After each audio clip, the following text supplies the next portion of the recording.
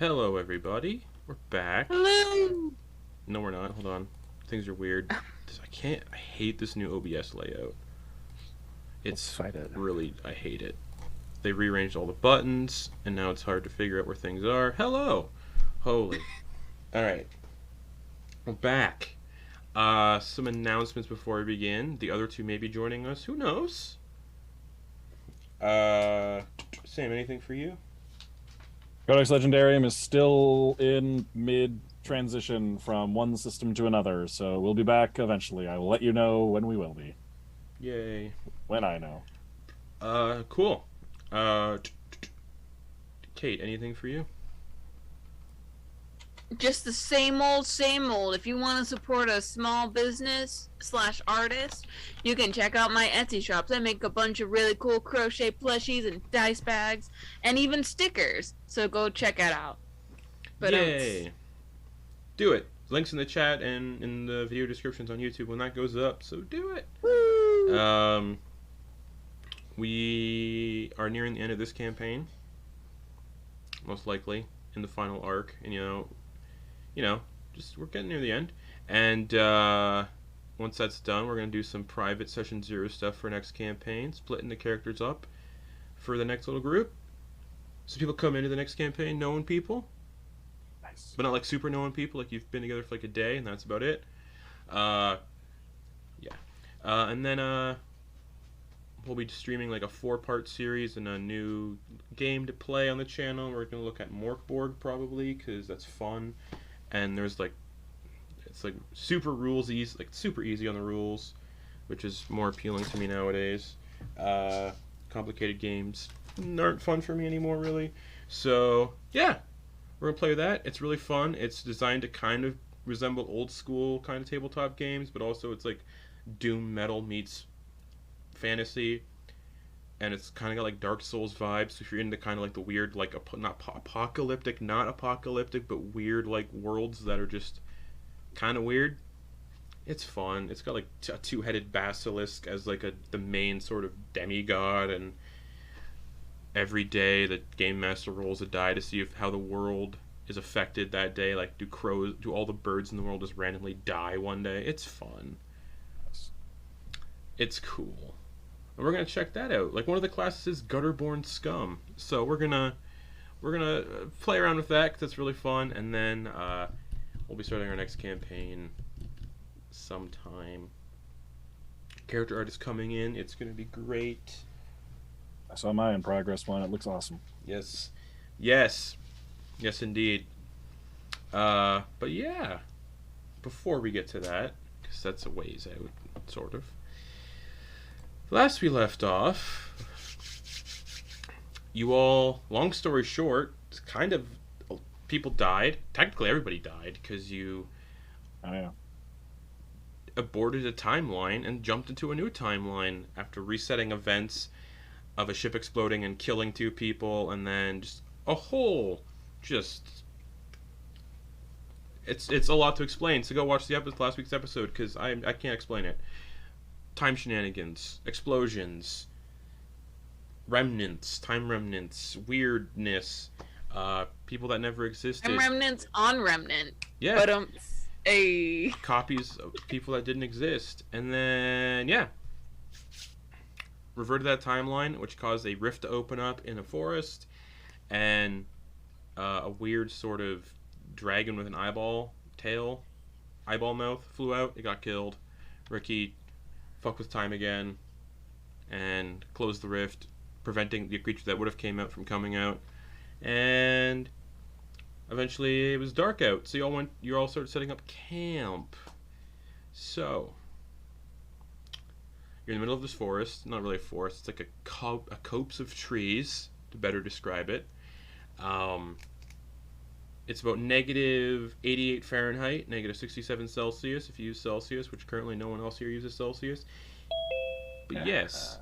So yeah, it takes a few hours to get this camp set up. By the time you get it all set up, it's nightfall.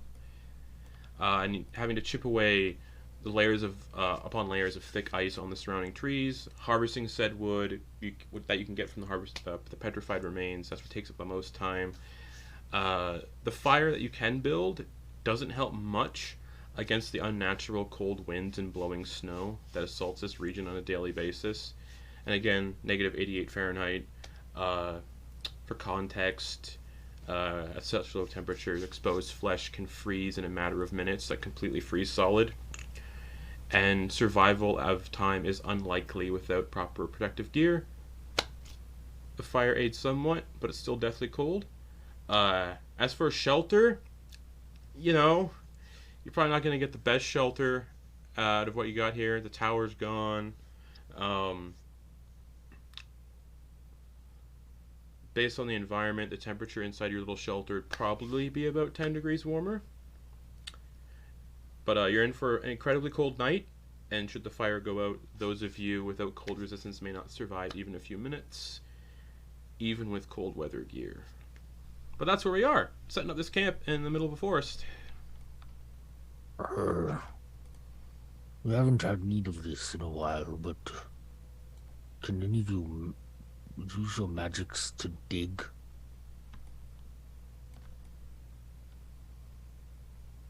I don't think I got that kind of spell prepared today. I can. I can.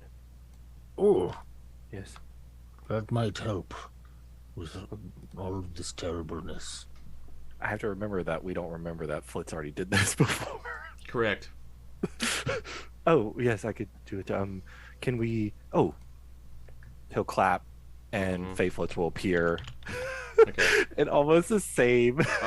So you haven't seen the changes. This version of Flitz hasn't seen the changes on Fae Flitz. So No. when Fae Flitz appears, it's just like goat-like eyes with the pupils that kind of go sideways, like vertical slits sideways or horizontal slits.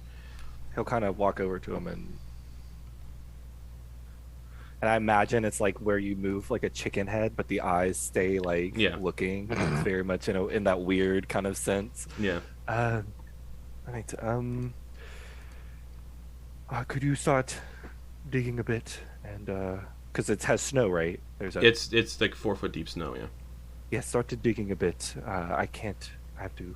Just starts digging. Just starts digging like a cat digs through a litter box. Just perfect. All right. We'll just give it some time here. No. It'll. I got to get through the snow before we can. How long is this gonna take? And as of right now, it's currently nightfall, so yeah, it's dark out. Maybe. It looks like it's probably gonna take like an hour. Yeah, maybe an hour or so. I think I will help. Okay. Yeah. Yeah.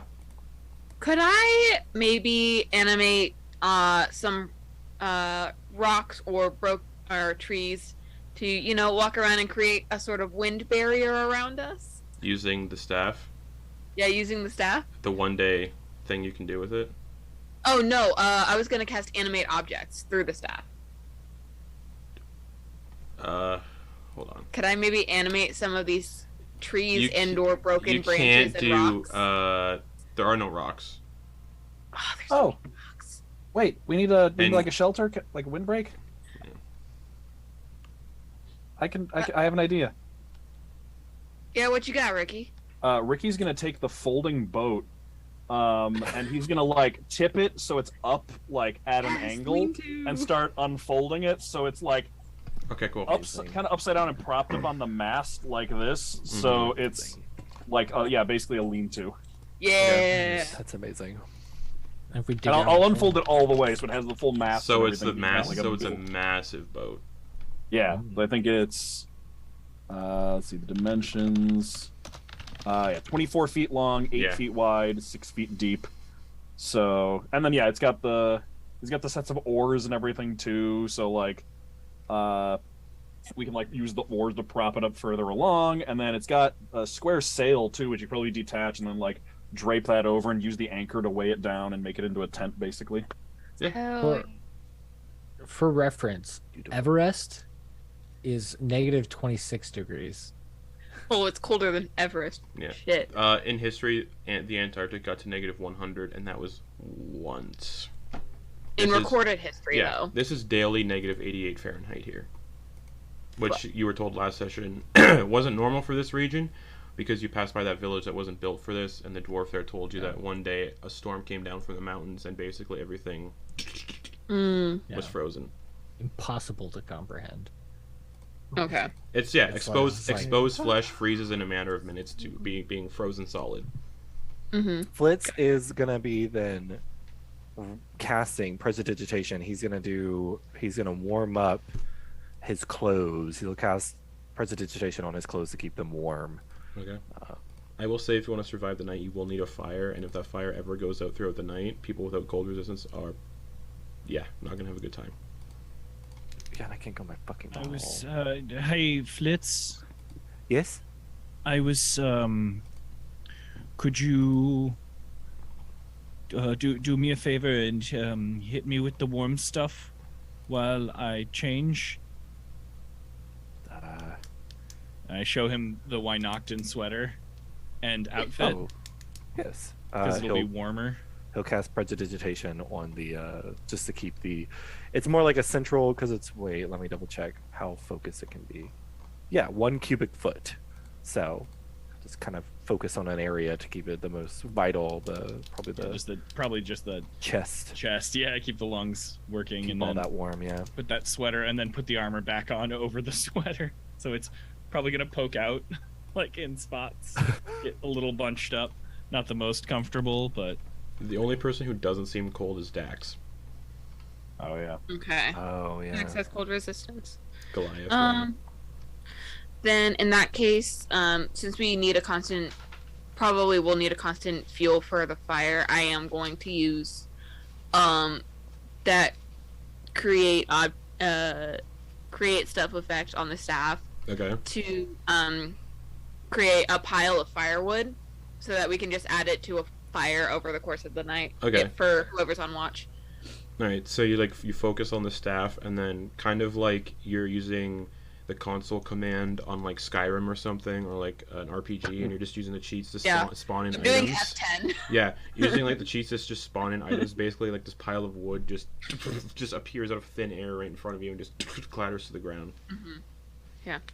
So now we have a pile of firewood in case when we start a fire. Okay, and that's your one use of that for today. Yep.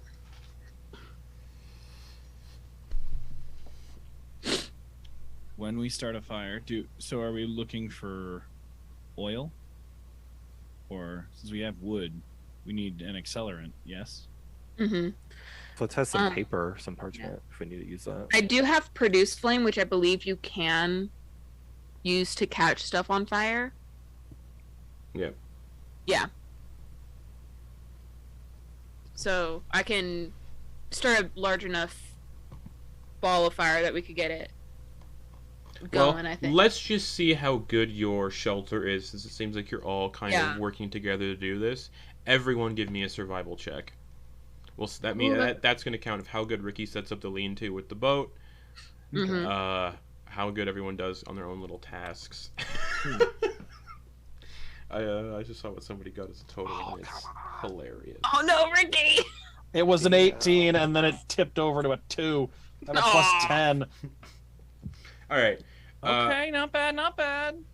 I was digging a hole. Is it really deep? No, it's just very good. It's really good, and probably, you got big arms. Druck, what'd you get? 39. Plus 20. Set up the boat on top of the hole. You have like a plus 24 to survival, so it's funny. Ricky, what'd you get? 12. 12? Yeah, it's not terrible. Plus 10, it's good. Kind of. 22. That fire's looking good. Nice. Flitz. 7. You can add your spellcasting bonus to this because Flitz is helping. Oh my god. Spellcasting bonus, so that's instead that's not great though. What did I roll? I rolled a 4 plus a 9. Oh. Okay. You just can't see Flitz. And then, he's probably at Druck is digging, and as he's digging, Flitz was behind him. Yeah. And Flitz was just digging in the dirt, and then snow is just slowly. Your spellcasting bonus is only plus 2? No, it's a plus 5. I thought you rolled a 7. No, that was my total. my survival was a 3. Yeah. It's a plus 3. So I rolled a 4. Okay, plus so the 5, spellcasting So focus was you can't see Fae Flitz. All you see are Fae Flitz's feet sticking out of the snow. Quoin, what'd you get? I rolled a 15, sir. All right, you put on that sweater so quick. Ooh, I put on that sweater. It looks good. It actually kind of looks good, like a hoodie There you popping go. out of like a suit jacket. There you go. Yeah. Oh yeah. The fire started quick. The lean-to, it's usable. It's leaning. The holes that were dug out though. Holy That's a good hole. shit, that's a good hole. That's a good hole. Fucking holes, damn. Man, I made individual holes for each person, like specific to their size, so people can like curl up. Do we also have like that's little just- that's just- intersecting tunnels Yeah. so we No. can see each other? No. You got Aw. these venomous lizards that when they bite you instantly die. They're actually just painted bearded dragons. Yeah. We brought plenty of onions. It's okay. Okay, perfect. That's a holes joke, blessed. by the way, everybody. Blessed. Oh yeah. My favorite book. It is So a good good. book. It is a good All book. right, so yeah, the shelter's fine as long as the fire stays lit throughout the night. Those of you without cold resistance will survive.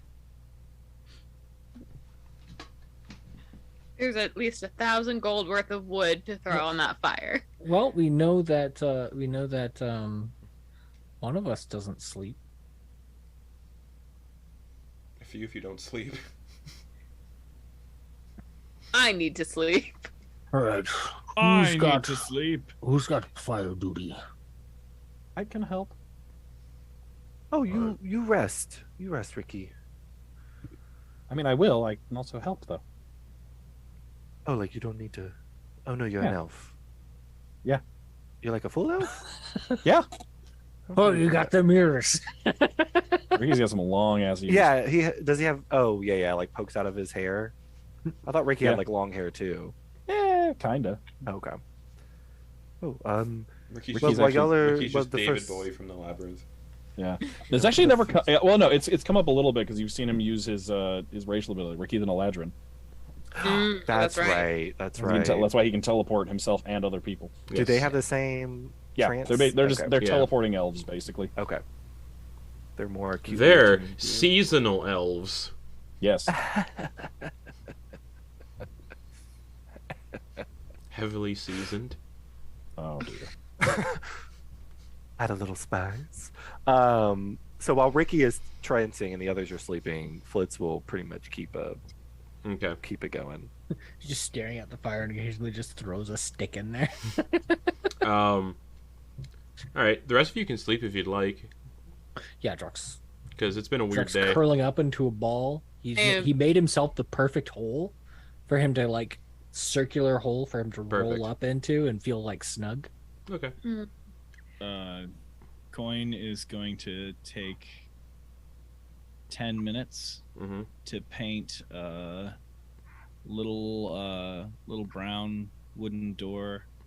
with a Oh, hole cool. on Yeah. it, and then roll that over the top so you can. Oh, with the paints? Okay, yeah. Yeah, so that'll help keep it snug in there. The paints that make things real. Mm-hmm. hmm Alright. So I'm gonna paint myself a little door. I will say, if the fire looks like it's ever going out, Mm-hmm. it looks vicariously sketchy. Flitz is not just gonna let that happen. He will wake up drunk, Yeah. probably. Okay. If it ever looks like it's actually Flitz, Mm-hmm. I wanted to give you this, and he's gonna give you his dragon vessel steering with a potion that I don't know if you guys have seen yet. But it is a potion that I don't know if you've described it either. It's a one that would help with the fire instantly. It's a flickering orange liquid with smoke filling up the top of the container. But since it's like a flask, you can't see the smoke inside. You might see a little bit of smoke coming out of the dragon's Yeah. Mm-hmm. mouth. There's a little bit of smoke coming out of the nostrils. You can see a little bit of orange in there. Is Coco? If the fire is at all seem threatening to go out, Uh-huh. you can drink this, and then for I think a little bit, you will be able to breathe life back into the fire. Oh. 3 times for about an hour. Okay. I'll remember that then. Yes. Thank you. All right, so it can't be used that way again until the next dawn, He'll which set is it like on his lap. in the morning. Okay. Wait, so is Quoin trying to do this solo dolo style? Or, he's got Ricky there, right? Yeah. No, sorry, I apologize, Flitz. Yeah. Sorry. Coin or Ricky's just going to have to trance for 4 hours, so Flitz should okay. only really be alone, quote unquote, for 4 hours, without anybody Okay. being attentive. You need a minimum of 6 hours to get a long rest. Yep. Unless you can transfer 4. Then you don't. Alright, so everyone's going to sleep but Flitz? Okay. Flitz. As everyone kind of gets all snuggled up, Quoin paints a door into existence. Druck digs a deep hole. You're sitting there. You're in the middle of this frigid cold, not tundra, because tundra isn't the exact word for it. Tundra has life to it. Tundra has vegetation. This is nothing. It's snow and ice. And in the distance, you can see these spires of ice sticking up out of the ground. And you can actually see one about 300 feet out, just past the tree line. And staring at it, you can see that there's someone just frozen solid in the spire. And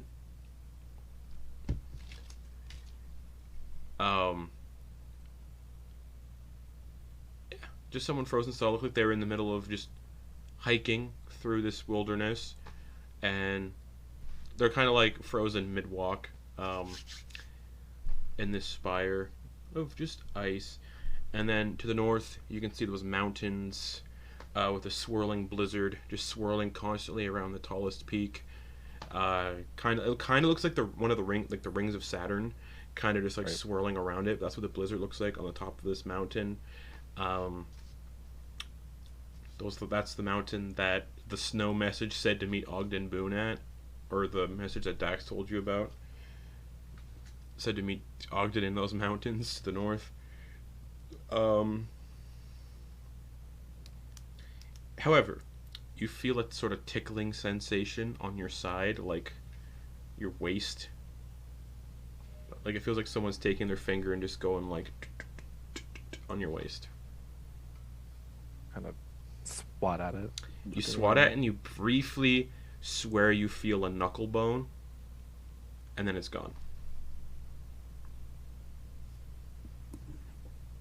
And now there's something like bulging in your pocket. Pat the pocket gently. Whatever's in the pocket, it feels like it's writhing and squirming and kind of squishy and like alive. Okay. Ooh, does he hear anything? I'm gonna roll something. Okay. Okay.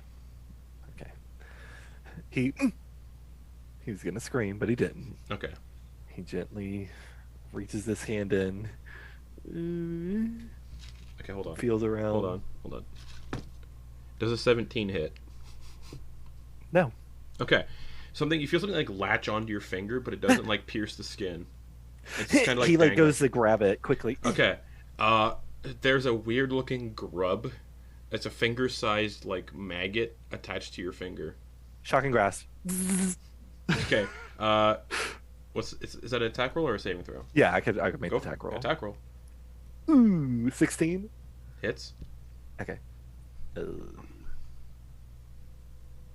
12 Okay. lightning damage. It kind of just stops wriggling, but it's still attached to your finger. Oh. It looks like, and looking at the teeth, it has like noticeable like teeth, like hooked teeth, two sets, one on top, one on the bottom, and it looks like it was trying to burrow into your skin. Oh. And then the other one's in your pocket. There's more in my pocket? Yeah, you can feel them squirming around in your squirming around in your pocket, and then they just disappear one by one. Just Does the one in my hand disappear? no. Those are some energetic watt grubs. But So wait, Coin's, just so visually, Coin is in, where's his door attached to? So it's like a door over the top to like block wind and cover, Got it. even more so. You can knock or whatever. He's gonna kind of creep over and gently knock on the door. Coin.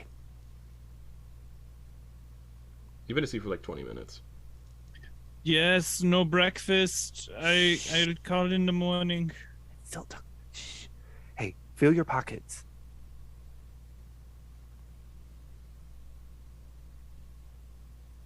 Yes, that is. There are holes in my pants where I keep things, and I pull things out when I transfer them from the chest. Is one of these in there?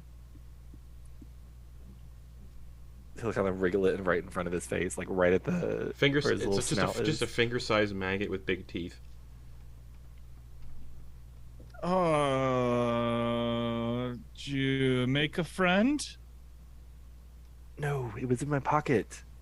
A couple of them were, but this one like tried to bite me and dig in, and I was making sure that that didn't happen to you. Okay, Nope, bug Okay, good. free. Do you want me to kill that one? it's dead. This is me Oh. wriggling it around, Just flops around. Oh. like Kenna's on that's back. Just a fucking. It's okay. I don't mean to scare you. Sorry. As I you're was wriggling it making sure. around, it starts to swell like a water balloon, and then it just it pops. You go to Oh. flick it off your finger, and it's still attached, and it pops like a water balloon, and instead of spraying like guts and viscera, it sprays confetti.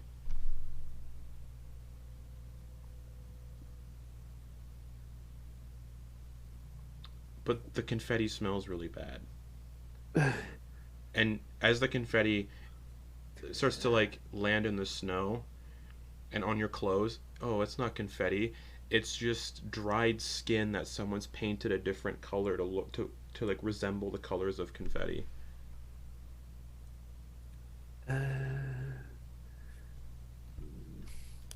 You good?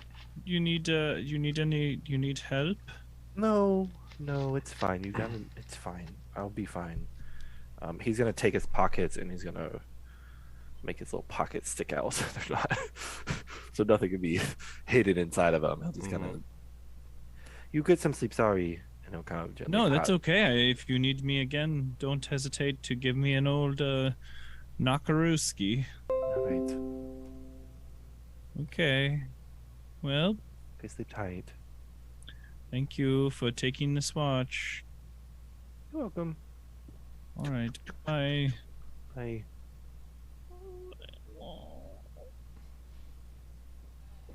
He'll curl up a little bit. You can see the sky kind of is just like pitch black.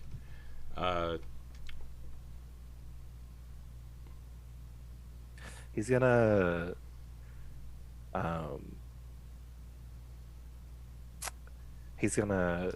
because Flitz is like over pants are, because he has like a essentially like chaps, so he wears like pants, but he also has chaps, like leather chaps, that kind of keep you a little bit warmer and keep you a little bit Yeah. more protected. He'll untie them and he'll like on his left leg, Mhm.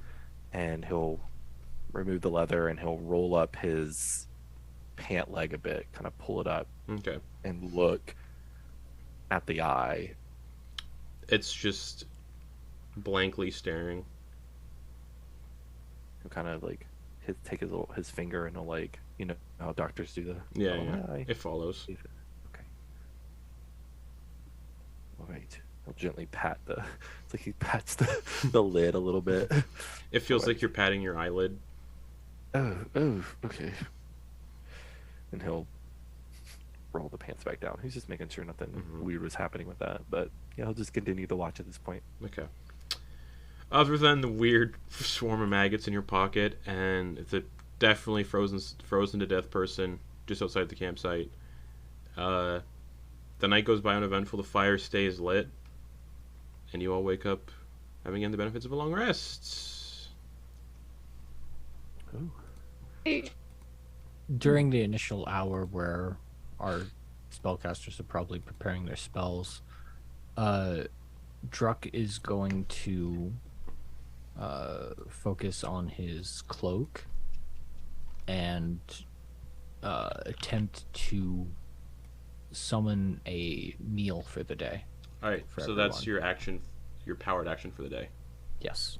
Cool. What kind of meal do you summon?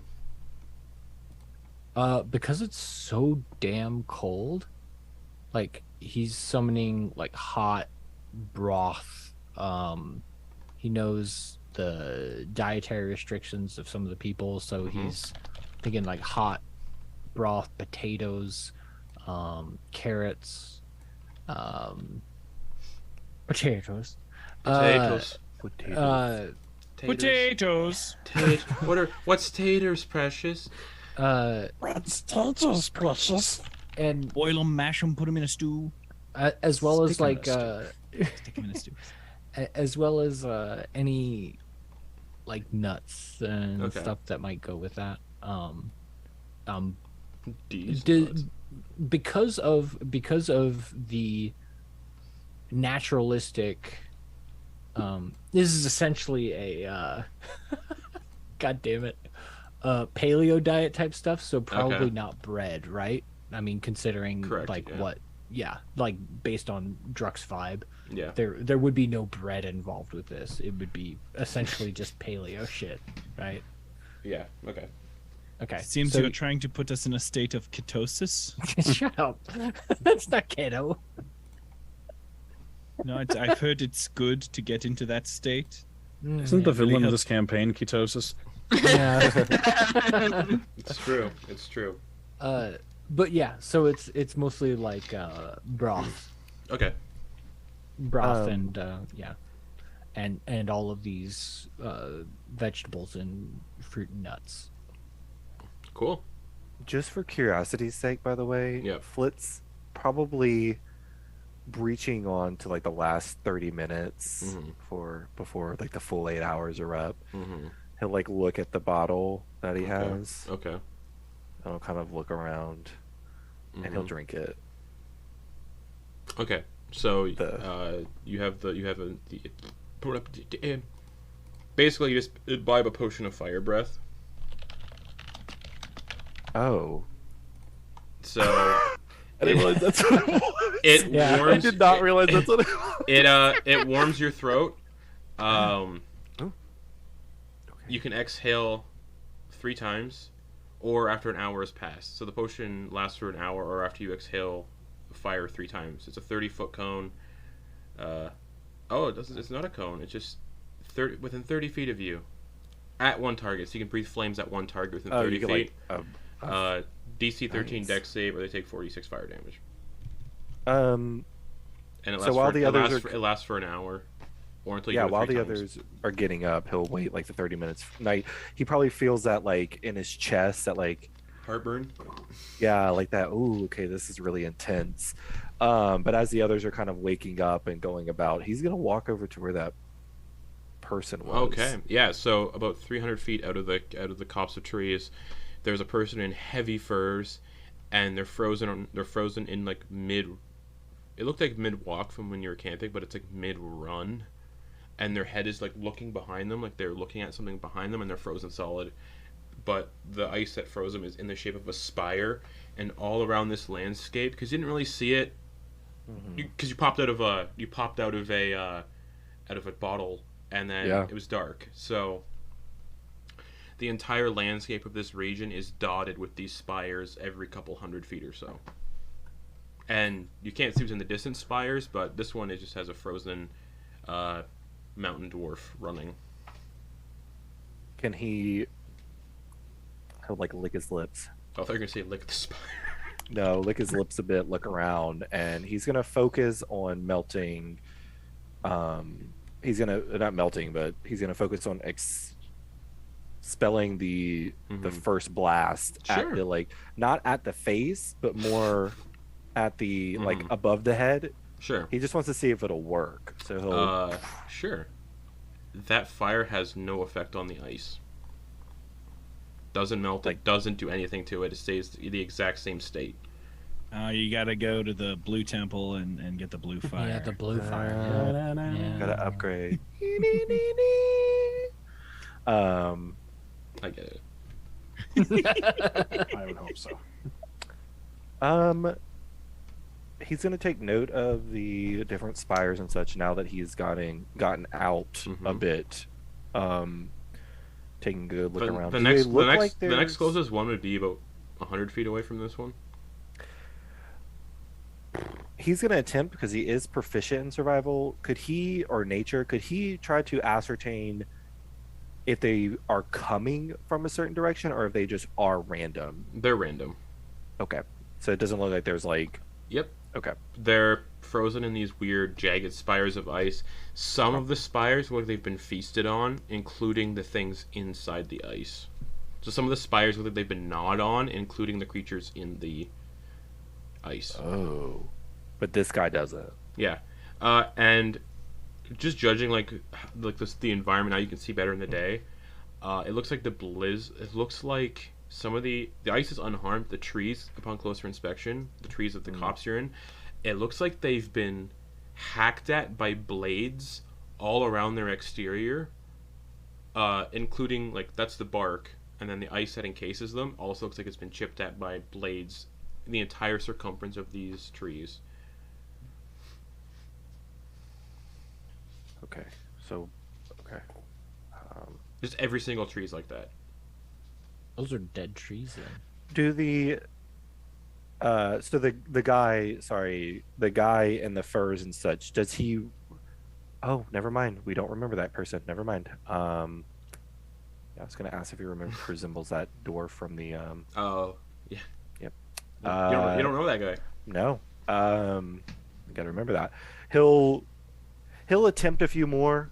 Yeah. He'll try to focus fire. The So you last get two three first. total, and then Yeah, it's he'll done. focus fire Okay. the last two to see if Okay, he yeah. can. The ice is unaffected.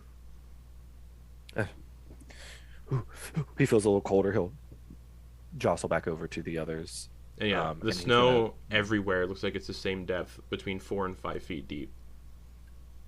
Oh So you like, no, Flitz would be like under. yeah, it's deep. I would snow. say Unless yeah, you're light yeah, enough to walk on top of it, right? It's a powdery snow, so it's just. yeah.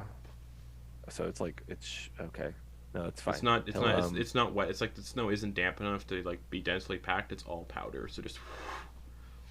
He'll return back to the Need to find group a mountain. and yeah, he'll Mountain to return the back to north? the group No. and We let gotta them know. snowboard this shit. This is fine. Like pristine powder. But You guys don't know. He will let Oh, them. yeah. He will kind of give them a rundown of what he sees, and he'll let the others. So yes, there's a individual frozen in stone that in ice that I was attempting. The ice is not susceptible to fire. There was weird grubs, and it's not there anymore. Yeah, It popped. exploded. I showed Quoin. There's like a weird confetti still like laying on the surface of the snow in places. I don't know how grubs would survive this environment. Well, they so- kind of. It felt like they were like wriggling in my pocket, and then they were gone. It was very strange. And Were these you keeping spires. meat in your pocket. Do I look like I keep meat in my pockets? His Druck. pockets are still. Druck, with your passive Hanging out. survival, why do you smell meat coming from one of Flitz's pockets?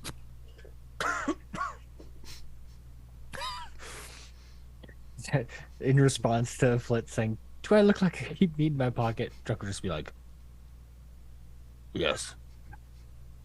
No, and he'll do the whole pat. on the Yeah, you pockets. feel something in your pocket that wasn't there before. Druck. Is this a joke? He'll reach his hand in. No, you smell like meat. You reach your hand into your pocket, and your hand just glides through, like butter, this raw meat.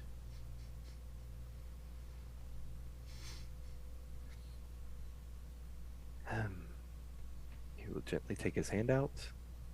Okay. He'll close his eyes and turn his head, and just lift his hand up to Druk. This is not mine. Don't know how it got in here. So you see Flitz pull out a well past the due date of eating pork chop. Oh yeah, gross. Please dispose of it. Druck will grab it, Mhm. and he's been wanting to do something like this for a while since we've been in this cold area. Mm-hmm. Since this is looking like fairly fresh, it's probably like room temperature, like neutral temperature. there. It's definitely rotted in places. Yeah. Yeah. He's just gonna toss it like straight up, and then see if it's frozen by the time it hits the ground. Oh, 100%. Yes. Like it's almost instantaneously just, and it hits the ground just. Uncovered flesh freezes incredibly fast.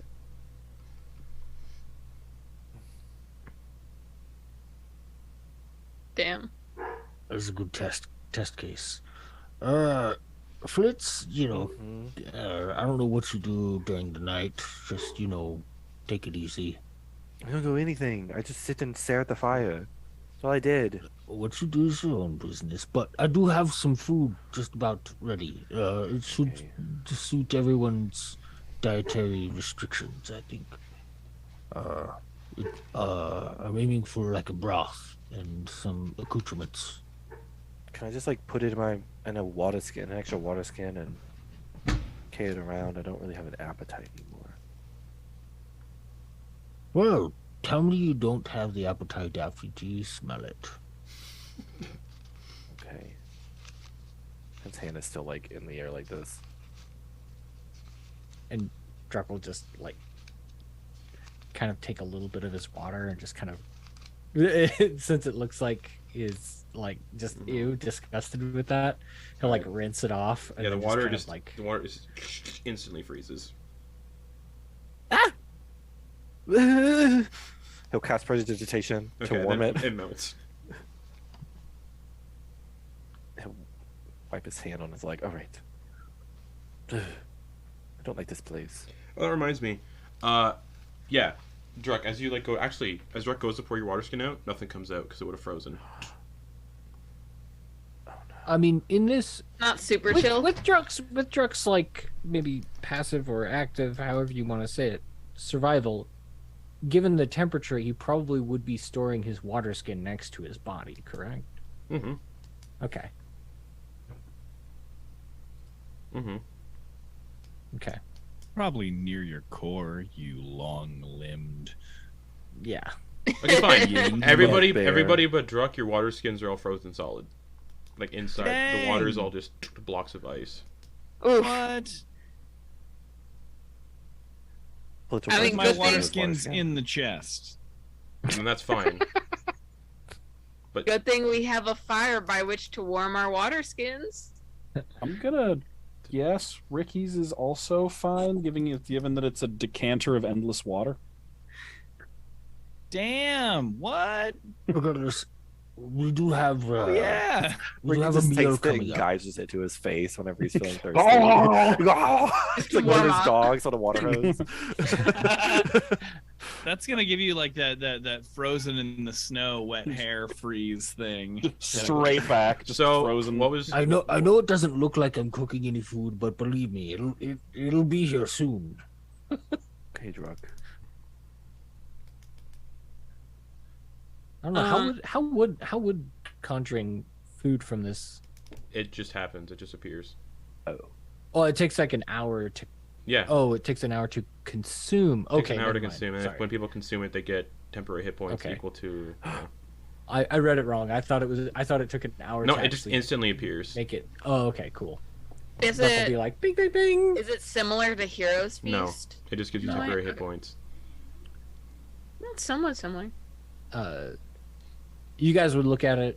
you would probably think that it is delicious based visually, that it might give you 28 temporary hit points. That's if you spend an hour to eat it. Yeah. DM, Mm-hmm. I would like to cast 2 spells before communing with the group. Okay. The first one is I would like to cast Sending on my papa. Okay. I know he wants to try to keep me safe, but Mhm. I just freaking died, so he needs to know that he needs to know that he doesn't need to stay away anymore, for the reasons that he thinks. Okay. So I'm just gonna say, hey Dad, I died, but I'm okay now. Okay. I'm okay now.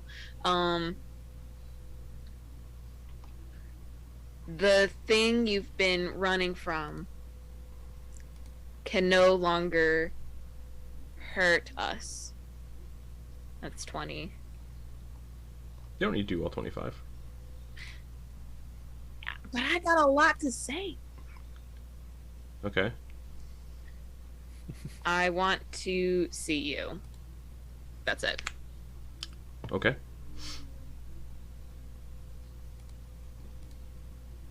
A couple minutes go by. Mm-hmm. 10 minutes go by. Alright. If you're sure,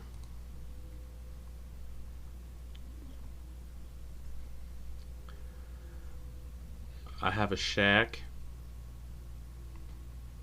in the woods 10 miles southwest of Varanmoor. Look for the scarecrow that looks like you.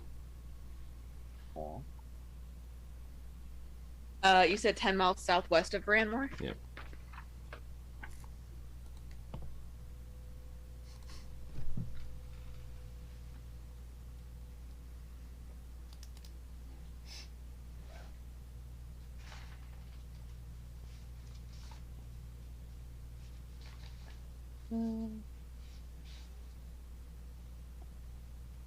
And then the second spell I'd like to cast Mm-hmm. is I'd like to spend 11 minutes casting divination. Okay. And the question I ask is, are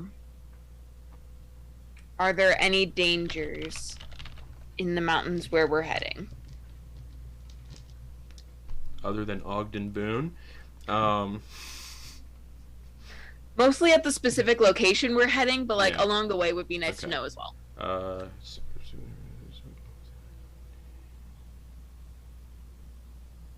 Okay. So you're talking directly to the Weaver. Mm-hmm. How are you casting this? As a ritual. Yeah, but like, are you casting through? Is it like a spell that I gave you for the staff? I don't remember. It's a subclass spell. Do you have something? So it's not on the Druid spell list, but it's Okay. because of my subclass that I have access Do to you it. have incense and a sacrificial offering appropriate to the Weaver worth at least 25 gold pieces? Oh, do I? I feel like my whole person's an offering to the Weaver. I don't think I have anything besides my staff that's specific to the Weaver because they're not really a popular deity at this point in time. Need something worth 25 gold? It has to be appropriate to the Weaver. Yeah, specific to the Weaver. Right.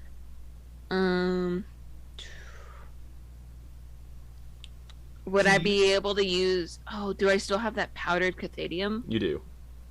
Can I use that? You may. Okay. Nice. Just gonna do some extra wild magic shit with the cathadium. Oh, magic. right. Hold on. Yep. Yeah, I'm gonna do that. Because that is very much of her. Yeah. Okay. Okay, refined Cathadium. Okay, I have the rules for that still somewhere. 1 ounce equals 100 gold pieces of Cathadium. Yep.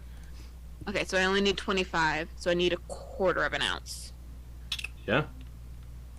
Yeah, you can use Cathadium to replace any spell cost component. Mm-hmm.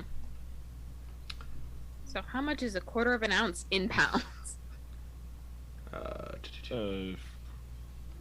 What is 1/4 of 1/16? Yes, Sam. So 1/64th. Yeah. Thank you. 1/64th. Damn. So what is Math teacher. 1/64th of a pound? Yeah. Well, no, 1/64th of a pound. So. Oh, that is okay. A pinch. Just a pinch, like your Salt Bay. Who's terrible? Who's terrible? Ugh.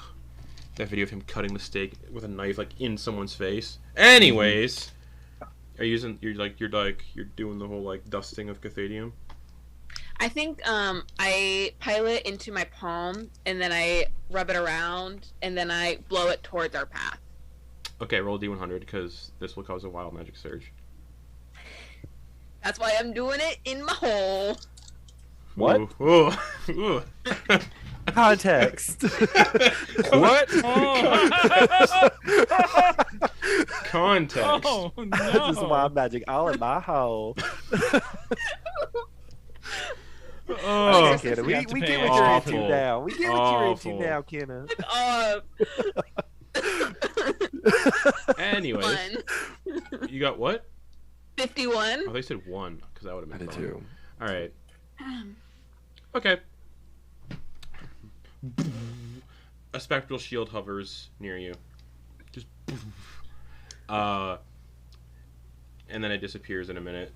So divination. The question was anything that could be threatening in the mountains or whatnot.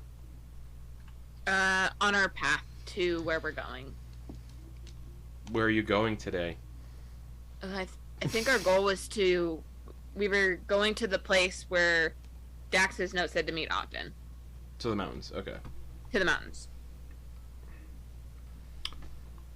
Let me look at my mountain notes because I can't remember. Not to be mistaken for mountain goats. Okay. Yeah. Kenna, We only everyone sees your eyes go pure white. Just But I'm in my hole. true. No one sees that. You feel your eyes roll back into your head,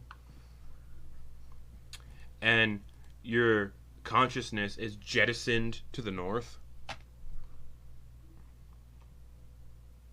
And you see blizzards, real bad blizzards, where the hail is like razor blades.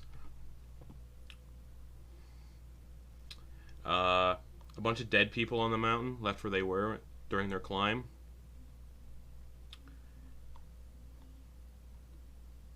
You feel your brain tingle, and you just hear the word riddles, puzzles. You see a hole in the mountain that's warm, and there's someone dead in there. And then you see a crooked tower, and you sense the Weaver's presence strongly in that tower. And then you're back to where you are. Okay. So yeah, it does say the god can answer with omens, short phrases, cryptic rhymes. That is what you got. Blizzards with razor blade hail, dead people all over the mountain who died during their climb, and a leaning tower that radiates the Weaver's presence. And then the words riddles. Okay.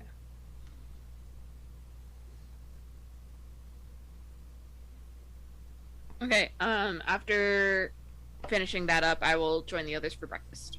Okay.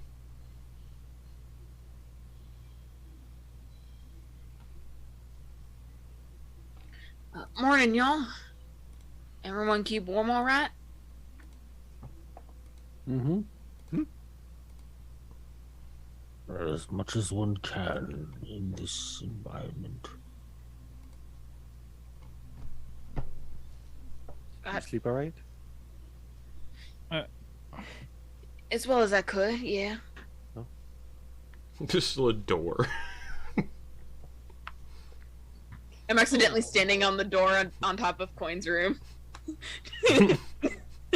No, I got it. No, no. Huh? Yeah, the door's been like lightly covered with a let's run! dust. The door's kind of covered with a dusting of snow, so you couldn't see it. Yeah, so I'm like, So I've been thinking, why are we using our legs and not cycling our way through this barren wasteland? I mean, we kind of just appeared here. It was Dax who carried the tower. Dax? Oh yeah. I had to run here. Why didn't... Oh, I guess, well, Quoin, you had the thing, so she couldn't use them. But now we can, I guess? This was... Yeah, Yeah? I figure maybe we could do that, and that way, we would not be, we could spend less time exposed to the elements. Oh, and they run on lava, so they're warm. Well, speaking of the elements, where are we? Flitz, do you know where we are? No. Oh, the note said that Dax is gonna like pull out the map that you all have and point to where you are. Because, I mean, we want to go to Kirkwall. Yeah, but I got this letter from Ogden saying to meet him here, or to find him in the mountains to the north of this forest. Oh. Dax, could you spend a few minutes with me, potentially going over your trek from Kirkwall to here, about how far you ran to the west? Or You mean west Ironhaven? Oh, right. Yes, Ironhaven, thank you. Yeah. I was on the ship. I went to go to the bathroom. Right. When I came back, it's kind of weird. It was like, oh, I didn't go to the bathroom, but like I was sitting there, and a letter kind of popped out of the bottle. Oh. And it was signed from our patron Ogden, saying to close the rift that was going to open here in this forest where we're standing, the rift that we all saw, and that he would meet us in the mountains to the north, called at the base of the Isig Range. Oh. About something about allies that we would need to solve this cathosis problem and the dream problem, the eye problem. You said it popped out from The bottle. my bottle? Yeah. So we'll have to put the quest regarding Kirkwall on the back burner then. Yes. Yes, because Kirkwall is here, and we're about here, Dax? He's gonna, like, indicate on the map. You're... Yeah, a couple hexes, 3 hexes west. And the Dax points on the map where they were told to go, and it's 2 hexes north, so about 30 miles north. Which you can do in like 2 hours on the Ools. Yes, let's,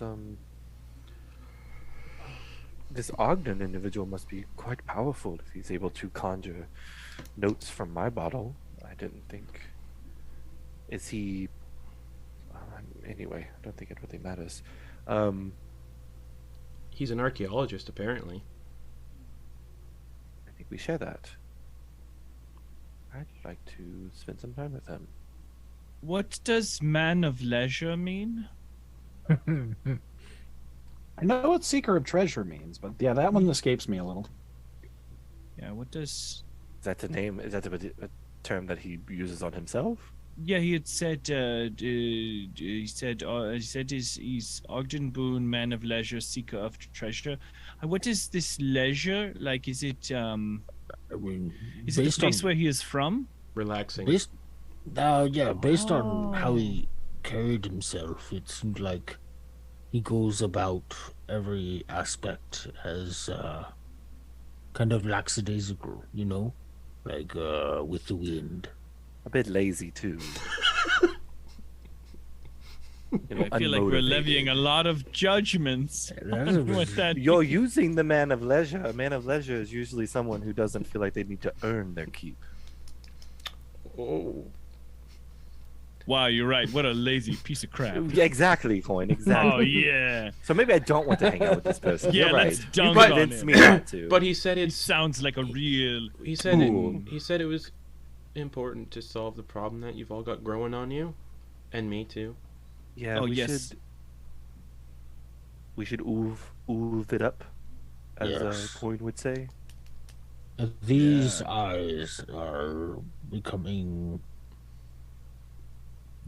concerning. I would like to resolve with that. These eyes. And the whole These eyes situation I've with seen a that- lot of love. And the whole rift as well. That was a big. Where's the keep? Are you You left it you do remember the behind, keep getting. Flitz? You do remember. So the thing that didn't change in your memory in the time Right. thing was the keep getting consumed inside the bottle by that rift. And then the rift. yeah. Yeah, so we have no access. Transfer. And he's gonna transfer the spell book that he picked up from the Ember Keep. Okay. From the only thing that was I think was taken. Mm-hmm. Hey, it's a trade off. The only thing I think was taken That was from the only Ember thing that was Keep. taken. Yeah, yeah. It has the engraved eyes on it. It and all does. that. Could you drive? Oh yeah, easy. Okay, I'm going to. That means that also means the fuel that was spent last session was never used. Oh, that's true. I'm going to read up on this. Maybe it seemed like it had spells mostly, but sometimes wizards and casters and the like tend to leave extra notes, if not about what some of this could mean, dissertation theories and such. Beyond my understanding, the bucket is deep enough. You should have plenty of shelter and peace while I drive. Okay. Well, whenever you're ready, I'll start looking through this. Goggles on Yep. on eyes. You do not want your eyes to freeze solid. That's true. Flitz will. He'll He's take. looking at it. Yeah. He'll take his bedroll. Coin's and got the idea. All right, with who's driving the most humblest greased lightning today? That's Oh, Quoin you and, know that's that Quoin and I'm- Kenna's. Oh, absolutely. I'm going to drive. We don't Unless- remember naming it that, but there's somehow the name painted on Oh the right, no, because Yeah. this is a different wolf. Technically, that wolf doesn't. That wolf's gone. So, side. Oh. yeah, right. It's just an wolf then. Ove one. That's unfortunate. All right. Wait, what was the one that I won't remember, but I... Oh, yeah. I remember now. Snowpiercer. Yeah. Yeah, not called that anymore. It will be. All right. Wolf 2 is Ricky and Dax. Ricky, you're driving today because Dax isn't here, and I don't want to roll any extra dice, and I don't have to. I'm forcing Ricky to drive. Henna, I wonder if you would like to drive?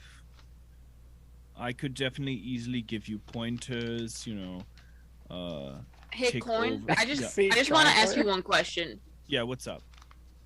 Who's the one who did a single wheelie and then a backflip across that bridge the other day? That was me.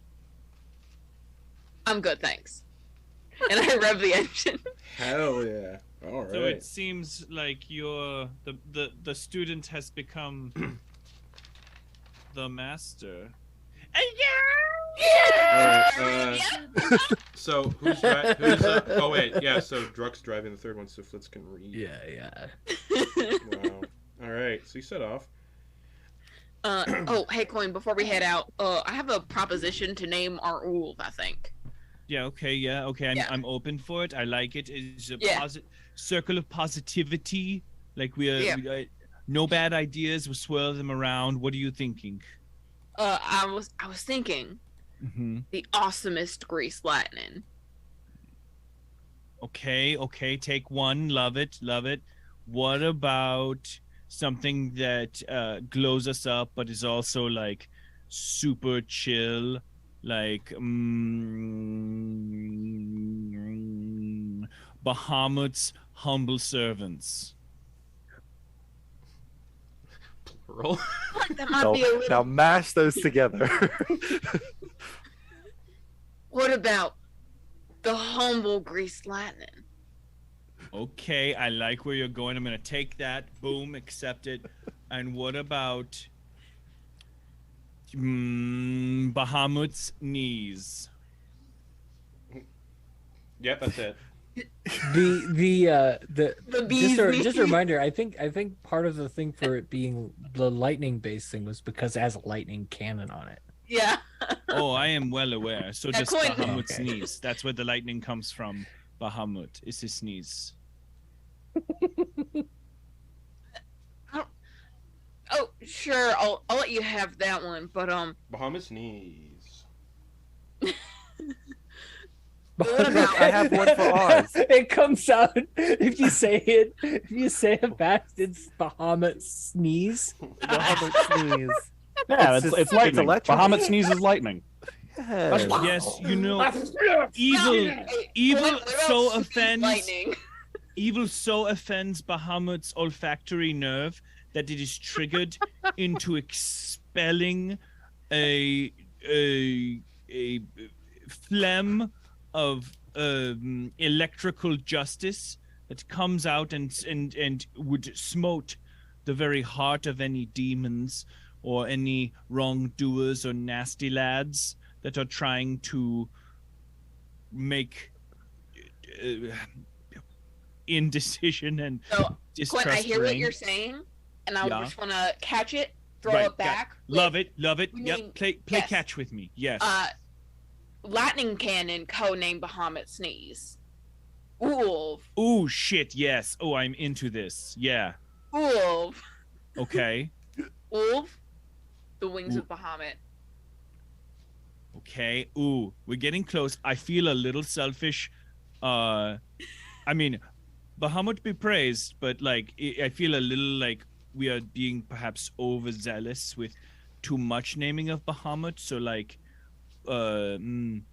is there any sort of maybe we could woodshed this later, but I like where we're going. Cannon, Bahamut sneeze, heck yes, into it. Let us come back to this later, so we do not spend too much time. We'll let it.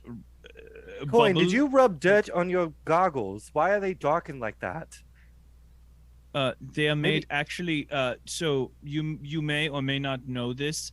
I have Yes. like a small light sensitivity.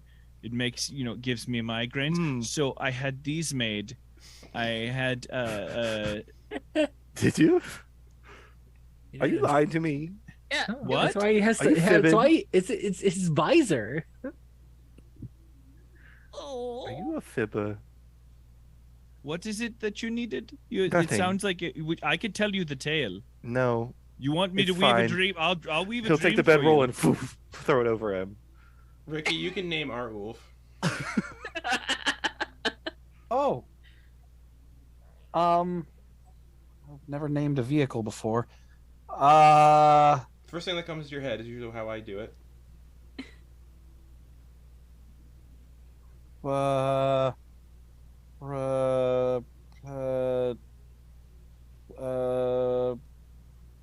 Archibald. Sounds good. The lava spewer. Archibald. I was gonna say Maggie. All What right. was it before? It wasn't named.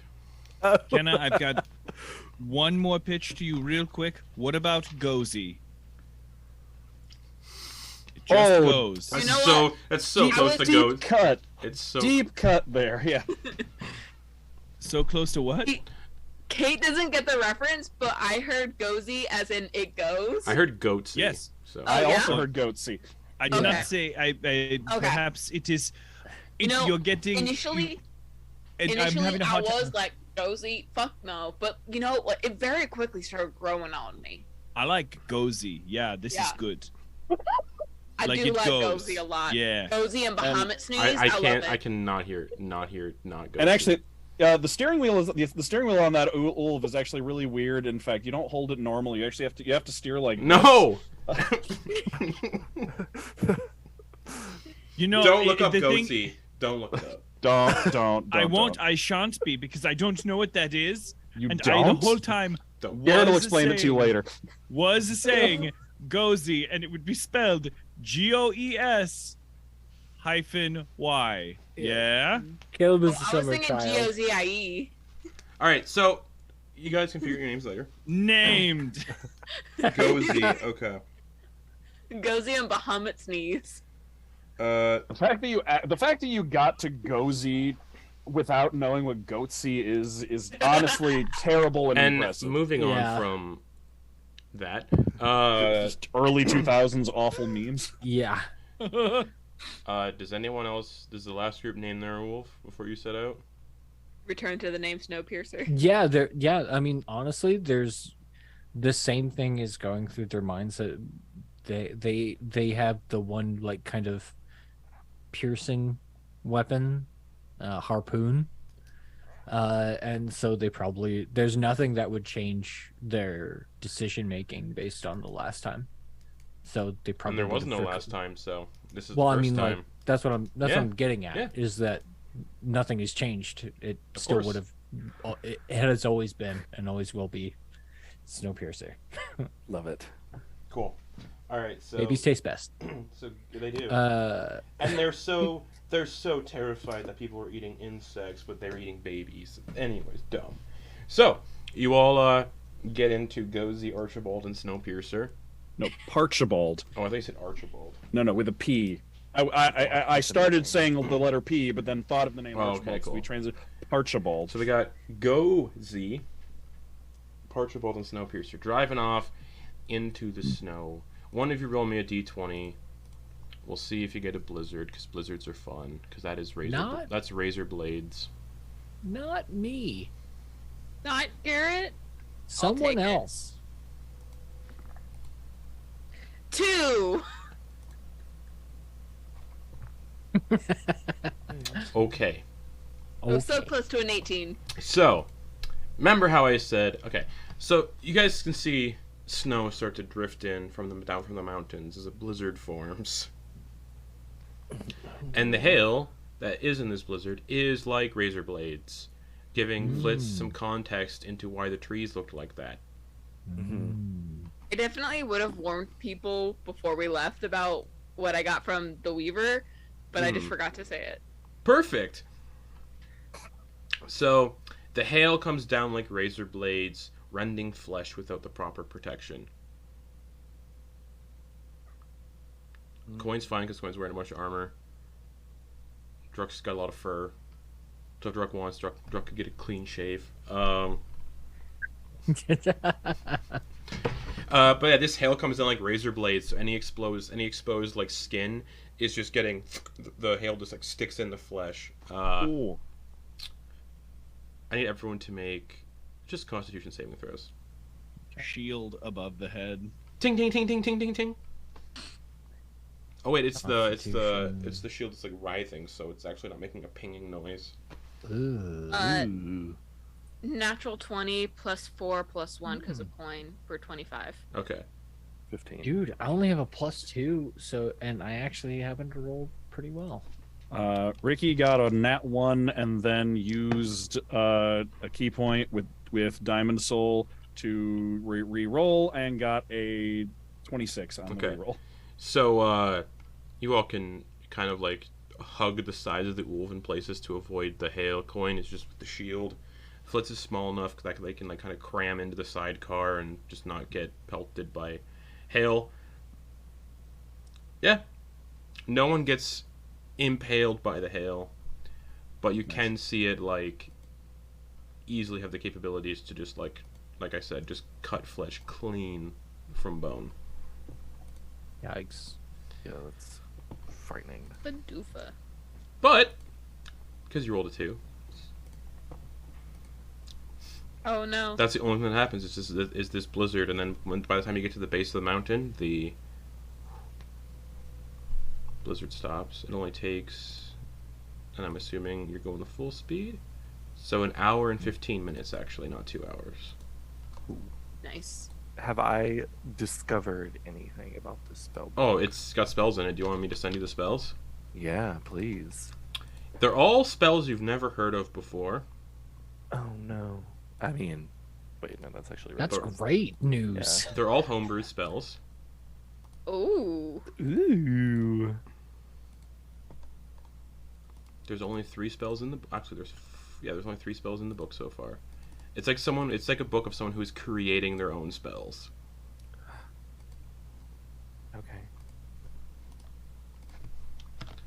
And I'm not going to share that with anybody else because it's his little secret for Flitz. But they're cool is all I'm going to say. Hey DM, can I ask you a question? Sure. Is this mountain similar to? I think there was a previous mountain range we were on. Where, sorry, if I'm back here, can you still hear me? Is it wild or? I can hear you. It's all good. Right on. So is this mountain range similar to the mountain range we were on prior, where natural flyers beware? Yeah, very much so. You haven't seen a single flying thing since you've been in this region. Fair. The peaks of this mountain rise high into the clouds, coated in ice, seeming almost impossible to ascend. There's not a road in sight, and the slopes are like this. There's no, like, easy climbable slopes. They're all very sheer, and, like, they drop off. Steep and treacherous. To top it all off, a blizzard rages around the tallest peak, swirling like one of Saturn's rings. So it kind of looks like that. Kind of like Death Mountain from Legend of Zelda, how it has that ring around the top of the peak. Yeah, it's kind of like that, but just that hail-like snow. Occasionally, the sound of rolling thunder echoes from the heights, so there are no storm clouds to be seen. There's a small 15-foot wide ledge about 60 feet up from where you're from, and here pythons have been hammered into the icy rock from the ground where you are all the way up to that ledge, with spools of frozen rope dangling from them at various lengths. And Druck and Ricky, with your passive perceptions, you both spot the body of a humanoid buried under the snow on this ledge 60 feet up, with just a few fingers peeking out from the drifts. I don't know, I'm going to do it like this. Like this. Oh. What's happening with the middle finger? Was it just eaten off? It was just me making a joke. They're only holding on with the middle finger and thumb. They're in the process of gripping onto with the rest of the fingers, but their fingers froze. You just see a couple fingers sticking out of a snowdrift up on that ledge. Cool. There's pythons hammered into this, going up to that ledge, and there's like bits of frozen rope dangling from the pythons. Like this is it's like a commonly attempted climbed mountain.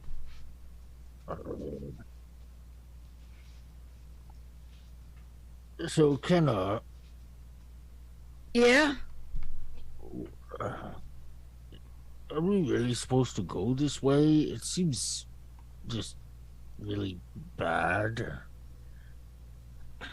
I mean, I will say, like, separate from Dax's note from Ogden, I did get a strong sense of the Weaver's presence further up the mountain. But I mean, like, what's the point? If we're going there and they're just like, oh, hey, how's it going? And then, you know, I mean, what's the goal here? Is it just like... I guess I could message Mr. Boone and find out what he knows. Oh, like, if boy. he can tell us more. What the fuck are you talking about? No, that takes time, and it's cold, and we need to keep moving. The wolves, this route does not look like the wolves will be able to, like, you can't drive the wolves up. They'll have to be put into the chest. Okay. Right. I guess we should get out the cramp. I mean, if you don't already have them on, get the crampons on. Looks like we're in for a climb. And also, just so you guys know, each wolf has 16 hours of fuel left.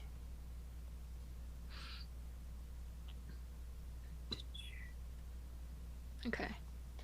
But yeah, Flitz, I sent you the spells. Oh, I am Quaking. I am going to wild shape into a giant goat. Okay. Nice. The only giant goat you would have seen is the one that Quoin would summon sometimes. Well, weren't there giant goats on Anundil?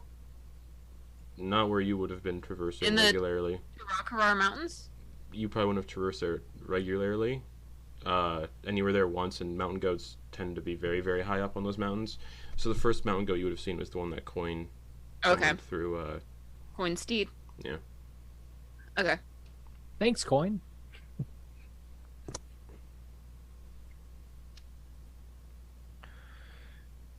Yeah, so I'm gonna wild shape into a mountain goat for the next 7 hours, or until we get Okay. to a decent landing point. So you'll have advantage on all your checks to climb this mountain as a mountain goat.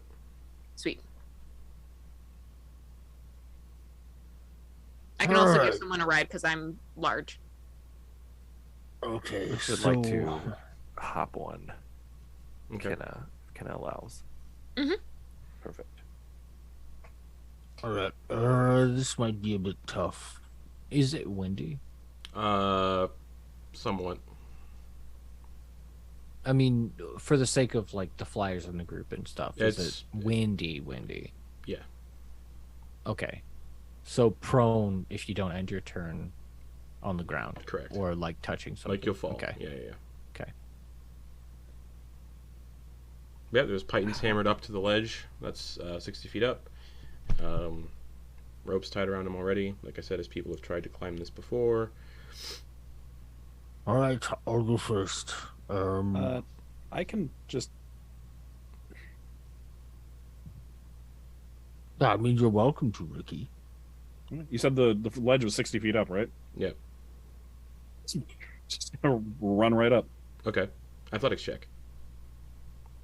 Okay. And I know you have monks can do a certain thing, but I do require an athletics check for this. Because it is Okay. slippery. Would that be acrobatics or athletics for the slipperiness? Very nice. I'm going to say athletics because you're kind of trying to run up, and this isn't really acrobatics to be nimble going up. This is you're like affecting your weight and everything. It's your strength to kind of push yourself up. Oh, okay. All right. Okay. Can I? Is this one of those things where I can tell looking at it like, okay, this is going to take Mm-hmm. athletics to do? Okay. Yeah. In that case, Ricky's going to summon his arms real quick Okay. to be able to get the wisdom bonuses for strength, Cool. because his strength is bad and his wisdom is good. So that brings his athletics from a +4 up to a +10, Okay. and that'll be a 29. All right. You get up to the ledge, and it's incredibly slippery. Woo! Careful, everyone! That's really slippery. All right. For those that don't have means of getting up, I will try to set up some ropes and lines There's and stuff. pythons going up. I'll describe it again. There's pythons going Yeah, up you the said ledge pythons, with ropes, but like, oh, with ropes. frozen spools of rope, dangling at various lengths. Yeah, okay. Like Drek's gonna like use that, but with the intention to use like non-icy brittle Fair. ropes. Yeah, of course. So he's gonna kind of blaze the trail on this one for the people that Okay. don't have means upwards. So Okay. So are you going to be using the pythons and ropes that are already there to like help with the climb to get up to the ledge first? they'll start with the first one, try it out, Okay. see how it goes from there. Okay. So because of that, you don't have disadvantage on your athletics check. So just roll an athletics check to climb. Okay. Yeah, anyone attempting to climb this mountain without the use of ropes or pythons is disadvantage. 25. I rolled really well. So you get up to the ledge with Ricky. The ledge is thickly packed with snow, reaching up to 3 feet deep in places. It's 15 feet wide. Pythons dot the mountainside at regular intervals, going all the way up, with bits of frozen, frayed rope draped around them. This continue. You can see them for about 100 feet up before becoming too small to make out. So we reached a ledge, and Yeah. then there's some more. more mountain, yeah. Awesome. Okay, cool. Thanks. This is 60 feet up, and yeah, there is a bot. You can see 3 fingers sticking up from out of the snow on this ledge, like they're buried by the snow. And yeah, the blizzard-like winds that were swirling at the top begin to make their way down from the peak, like the mountain is sensing people are attempting to climb it, making flight impossible. Okay. So he's gonna make sure everything is secure with the rope that he's secured for anybody else trying to make the climb. Yeah. And then he's gonna start kind of carving away to see if this body has anything of use on them. He's gonna like carve towards the, see if they got anything good on them. You uncover a twisted body, its limbs contorted at odd angles from the impact of a long fall. It's clear that almost every bone in this human's body has been broken. Upon closer examination, probably in their early 30s, perfectly preserved by the icy conditions.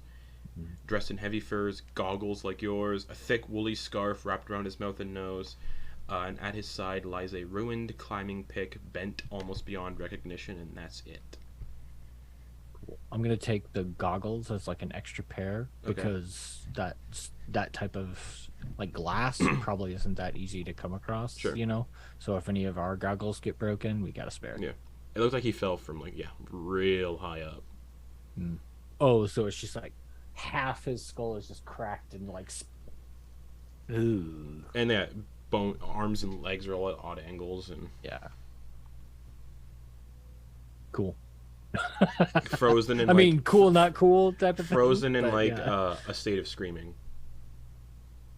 All right. And yeah, just a ruined, bent climbing pick that's like beyond recognition. Yeah, I'll just take the goggles.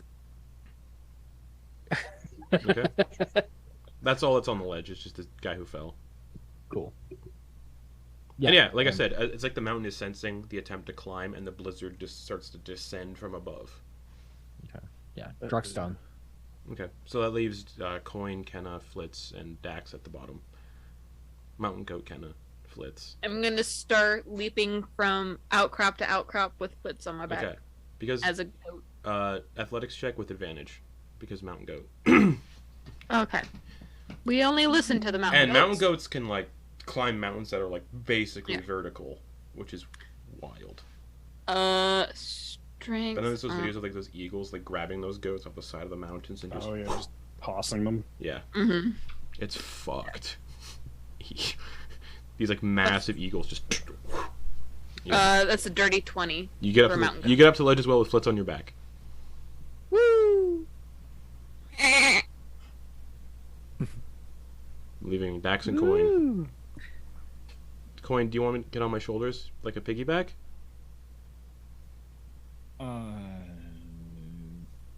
I can throw you up if you want. Wouldn't that be fun? Yeah. Yes. Wait. As a matter of fact, yes.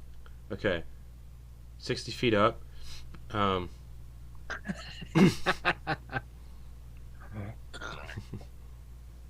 only have to land by the end of my turn. Correct. So Yeah. Well then, shit. I'll just if they. Do you want to boost? If they want to throw me for flavor, okay. I can land by 60 feet. This is basically going to be a speed boost then. Dax is going to like grab you with permission. Oh yeah. Lift you up. And then toss you like a football. And that's a natural 20 for their athletics toss. So you're just like there's a spiral on Quoin. Nice. He's just Supermaning. Wings haven't even popped out yet. The wings are gonna pop out at the end to just pop out to catch the side and pull myself up. Perfect. Cool. And then Dax is going to attempt to climb athletics check plus 10. 25. And then you all get up to the ledge. Looking at the pythons that are up on, looking at the pythons that continue upwards, the python seems stable enough, and as Druck easily noticed, the rope tied around them that has fallen apart is no longer fully intact. The rope is falling apart. Above this ledge, the rope that is hanging from them is no longer connected to anything. It's just little strands. You can see scraps of rope on the lower pythons. Druck's gonna pull up the rope now that everybody's already up and we don't need to leave it just dangling. Druck's gonna reuse that rope, grab it, and just start trying to blaze the trail back up that what is the distance between the pitons? Normal, like adult. Like it's within like arm reach. Grabbing range? Okay. Then he's going, instead of using ropes, he's going to be going from python to python, especially with his reach. He can easily like go from that to and try to make sure that he loops the rope there for anybody coming after him. All right. So, despite the pythons and rope, the climb is no easy feat. The wind lashes at you as you climb, like hitting you, and you're like, ooh, knocked to the side a bit. Numbing fingers and hands for those without cold resistance. Your fingers and hands get a little numb. But you can push on, determined to reach the top. The pythons, though deeply hammered into the sides of the mountain, have become slick with ice. And as you ascend the first 100 feet, because there's still no ledge, you're just still going up. It's very sheer. You keep going? 100 feet? Yeah. You're about 100 feet up. I mean, Druck will try to find, like, you know how, I don't know if you guys have ever watched, like, climbers videos of people free climbing, where they'll, like, find a crack and then put their hand in there and then make a fist so that it stays in there so that they can relax. Have you seen that? Yeah. The pythons, it's so fucking cool. The pythons, like free climbers. I've seen the leg bar too, where it's like they get their leg, they get a leg in one, and they brace their knee against something else, and they just like hang upside down. It's so insane. The pythons have been hammered into the sides to act as like footholds and handholds and everything. So you can stand on the pythons and stop. You don't have to like look for a crack to stop, and you can just stand on pythons and hold on pythons. Yeah. But you're about 100 feet up. Yeah, Druck is just gonna be like. But I do need an athletics check for this next chunk of the climb. Yeah. Okay. Do you still get the vibe? Are we going the right way? This is rough. And then I need an athletics check from Druck to see. I can understand you. Once you get to the 100 feet. You're a beast. Oh!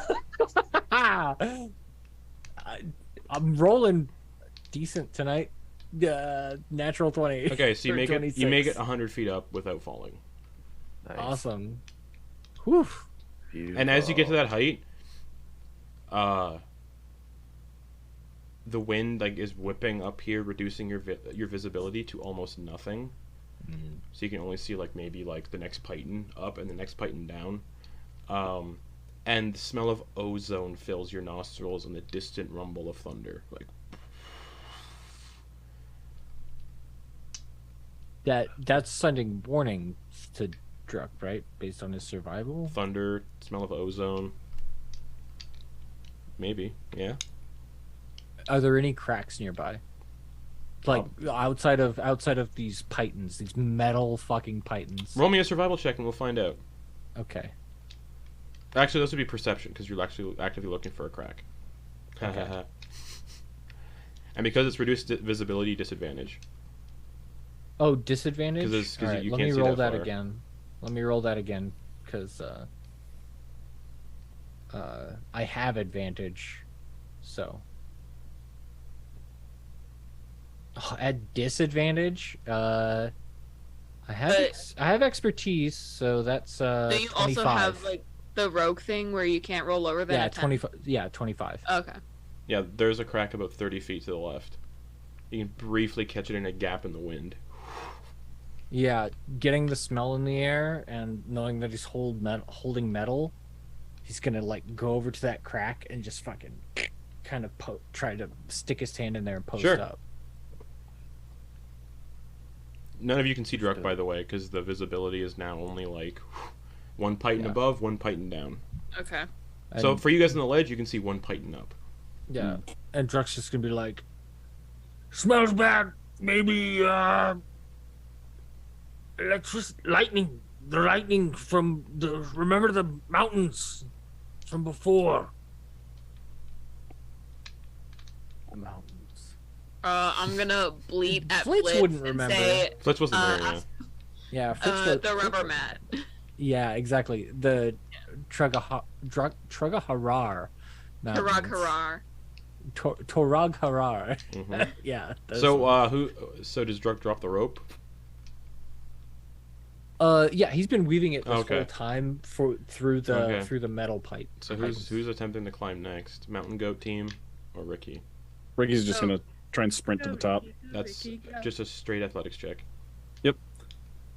The DC Um, the DC is going to be a little higher for this because Hey, Ricky. It's farther. and it's Okay. because it's 100 feet Yeah. to get to where Where's Druk is, the- but there's also no ledges to rest on.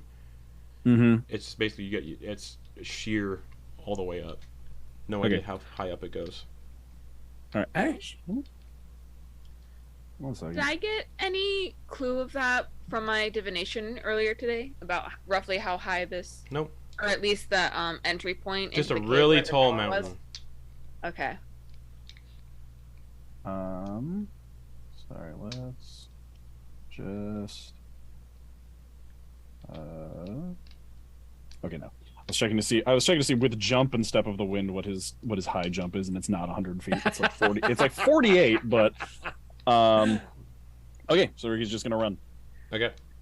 Like I said, there's no stop. Like usually with like Yeah, running, you it's can just- you have to stop on something. This is just it keeps Yeah. going and going and going. Yep. He's gonna zip his way up. And this All right. this athletics check is just to see if Ricky can stop on very tiny things sticking out of the sides of the mountain, the pythons. Yeah, just hopping from python to python. All right. And a 1 and a 2 and ooh, that's a 6 higher, so that's 17. 17, you make it. 100 feet up, so you're Okay. right where Druk is. Druk doesn't respond, but you see, like, through the goggles, his eyes just really wide, and they go from your eyes down to the metal thing that you're standing on and back up, and he's just like, And Ricky, you can also smell ozone in the air. Okay. Who's next? Oh wait, 100 wasn't the top. That was just where Druk is. Yeah. Oh, okay. How far is it to the top? You Oh, can't we see you tell. can't see the top. You can Okay. see one it's occluded. you see wait, one so- you see one python above you, one python directly below you because of the snow Well, so and if the that's the- blizzard. If that's the case, can Ricky just move his full make a full movement then? You can certainly try. Oh, okay. Because if that was the case, I was gonna step to the wind to get a bonus action. So that's 55 plus 55 plus 55 is 165 feet up. Okay. As you get up, the smell of ozone gets stronger, and a bolt of lightning hits the pythons and ricochets down the pythons as you have activated the storm protection on the mountain. I need everyone on pythons to make a dexterity saving throw, DC 20. Oh boy. Is that currently just Ricky And Ricky and Druk? Druk, yeah. Okay. Or sorry, I- DC 17. I don't know why I said 20. Whoa. I went off to the side, and I'm not You're on still the pythons, right? The Because I decided to jump into a crack. dexterity saving throw, DC is much lower for you. The crack. Okay. Ricky got an 11. 11. So you do get hit by the lightning. 24. 24. You do not get hit by lightning. Oof. Ricky, you take 37 points of lightning damage. Whoa. I forget, does evasion have it's It's half if you succeed. yes, Even- half if done, you succeed. half done success. Okay. So half of 37 is 18. Yeah, so as the lightning just Yeah. connects through each of the pythons, just all the way down. Okay. Ricky used his bonus action, so that's his whole turn then. Okay.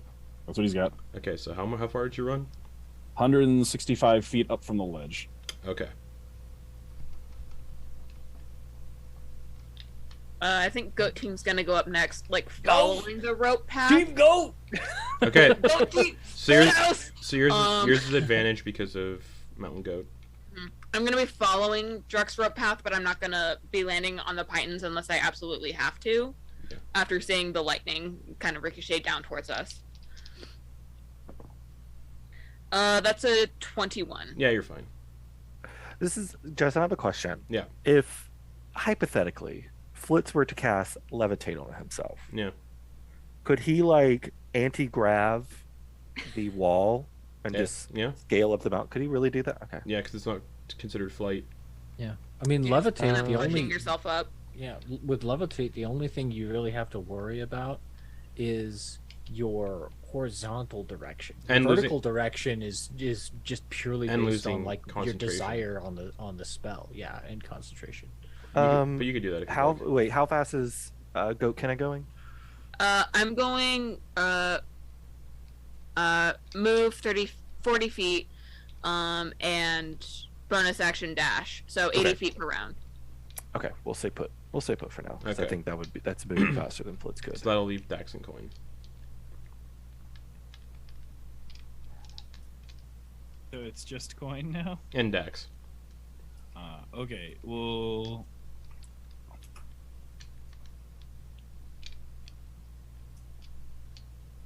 I am going to look at the trajectory, like the face of it, Mm-hmm. and I do want to take off and kind of fly right next to the mountain. Okay.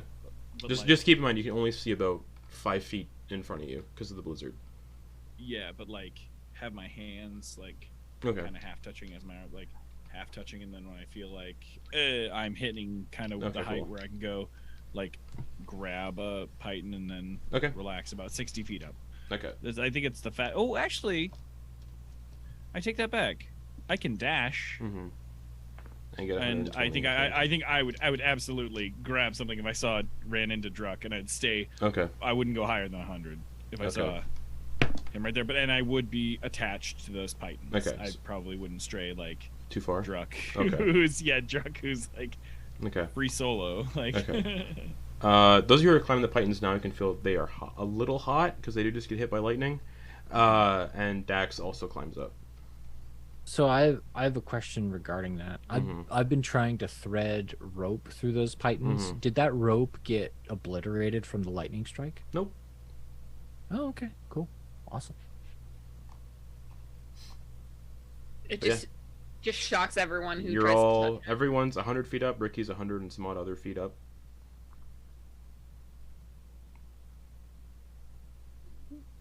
And you still can't see the top. All right, Druck's gonna try to keep going. He sees Ricky has gained some ground, and he wants to try to keep up, try to make sure that he's all right and everything. So Okay. he's gonna try to keep going as fast and high as he can. Okay. To scout this area out. Okay. Athletics check. Okay. Oh my, dude! I'm rolling rolls. so well. I'm rolling so sorry, Justin. I know that you built this thing. No. Like, it's so. This is really fucking crazy difficult, but I'm rolling fucking hot right now. 26, natural 26. 20. Wow. So you do reach Ricky relatively quickly. Do you pass Ricky? You still have you'd still have movement left. Yeah, Okay. yeah. 'Cause your movement- your movement he also knows, got- he knows Ricky's gonna. He knows Ricky's just gonna blow Because past him on the next your turn movement anyway. also increased too, with your Cool. thing powering. As you climb about 30 feet above Ricky, you come to a small hollowed out cave carved into the side of the mountain. And again, this mountainside is pretty vertical. It's a cramped chamber about 30 feet wide and 10 feet tall, with a sheer drop off in front of the entrance. It's clear this cave was carved out by climbers over time, serving as a rest stop for those braving the said climb. Nice. Druck's gonna like get up there, roll into it, and then just hammer in. I think he actually has. Let me double check. He actually does have pythons of his own, so he's gonna hammer a python inside the inside of Okay. this to kind of be like kind of a Okay. safer spot to Okay. like anchor some it's- the rope to. It's definitely warmer in the cave than the icy winds outside. It's chilly, but not bone numbing. Okay. In the back of the cave there's an alcove that's been carved out, offering a bit of shelter from the wind. The floor is stained with old ashes and scorch marks, testament to the countless nights spent huddled around a fire in this cave. 3 unmoving figures are bundled up in furs and bedrolls near the alcove. I can't imagine I can check all of that stuff on my turn, so I'll Yeah, you end can. my turn here. I'm Oh. not really counting turns for this. It's all just happening at the same time. Oh, okay. Cool. Then as a part of like scouting this area out in front of everyone, he's gonna like kind of go over the bodies to see if there's anything clearly of froze to death when they were note. sleeping when the fire went out. You find 10 pythons, Ooh, excellent. 2 50-foot hempen ropes, and a journal with a singular entry.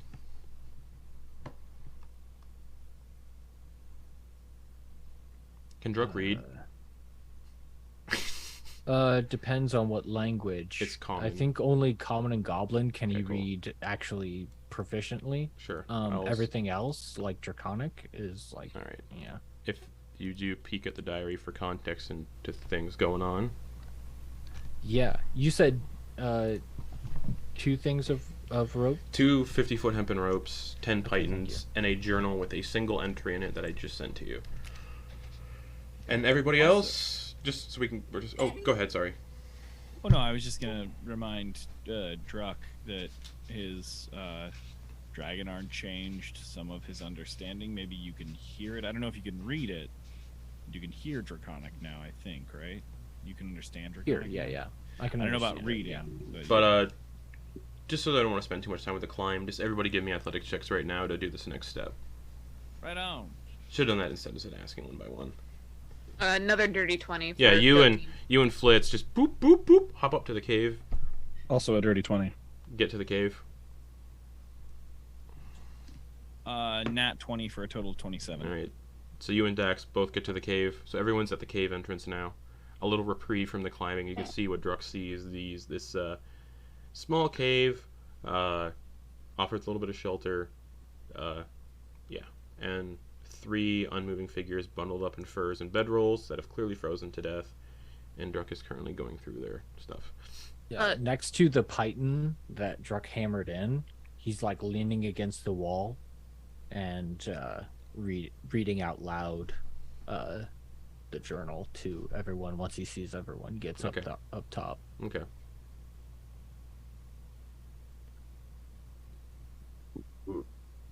We were lucky to find this cave, a respite from the treacherous scent of the west near Wimborne.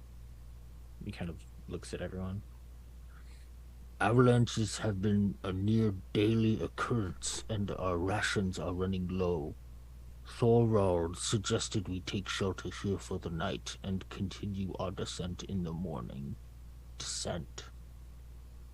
They were going down. He mentioned seeing something strange in the blizzard on the tallest peak. Something that looked like a tower, but he couldn't be sure. When he looked back, it had vanished. We assumed it was just the isolation playing tricks on his mind. The cave is still bone-chillingly cold when the sun goes down, so we're relying on Gerard to keep the fire going during his watch. He's hoping the night goes smoothly.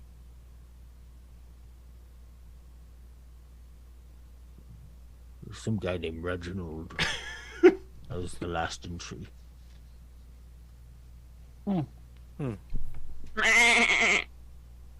Flitz understands that. Kenna is just belting is bleeding just to bleed at this point. That was not a real word, Kenna.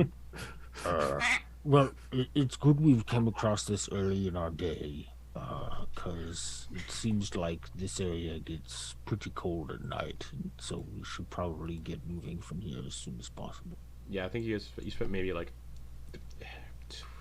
get it fast, not long on the mountain. It is strange, though, that they were on their way down. Well, you did read that they were climbing up from Wimborne, so maybe they were just coming this way to come down. Well, we don't even know where Wimborne is. Is that on the map somewhere? Okay. Dex pulls out the map and points. yeah. Wimborne is to the far west, at the to the far west.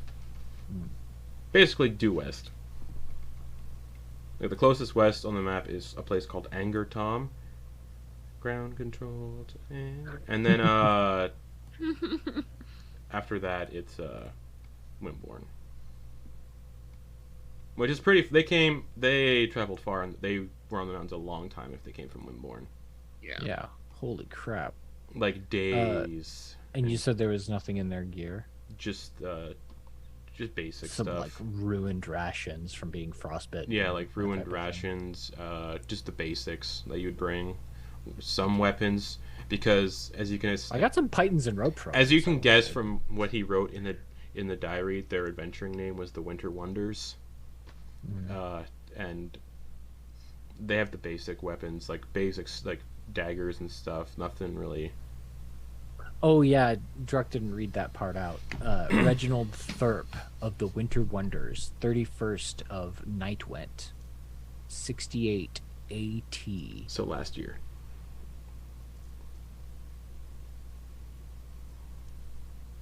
So they've been here not even a year. Not or even, just over a year. Not even, yeah. These ones are fresh. All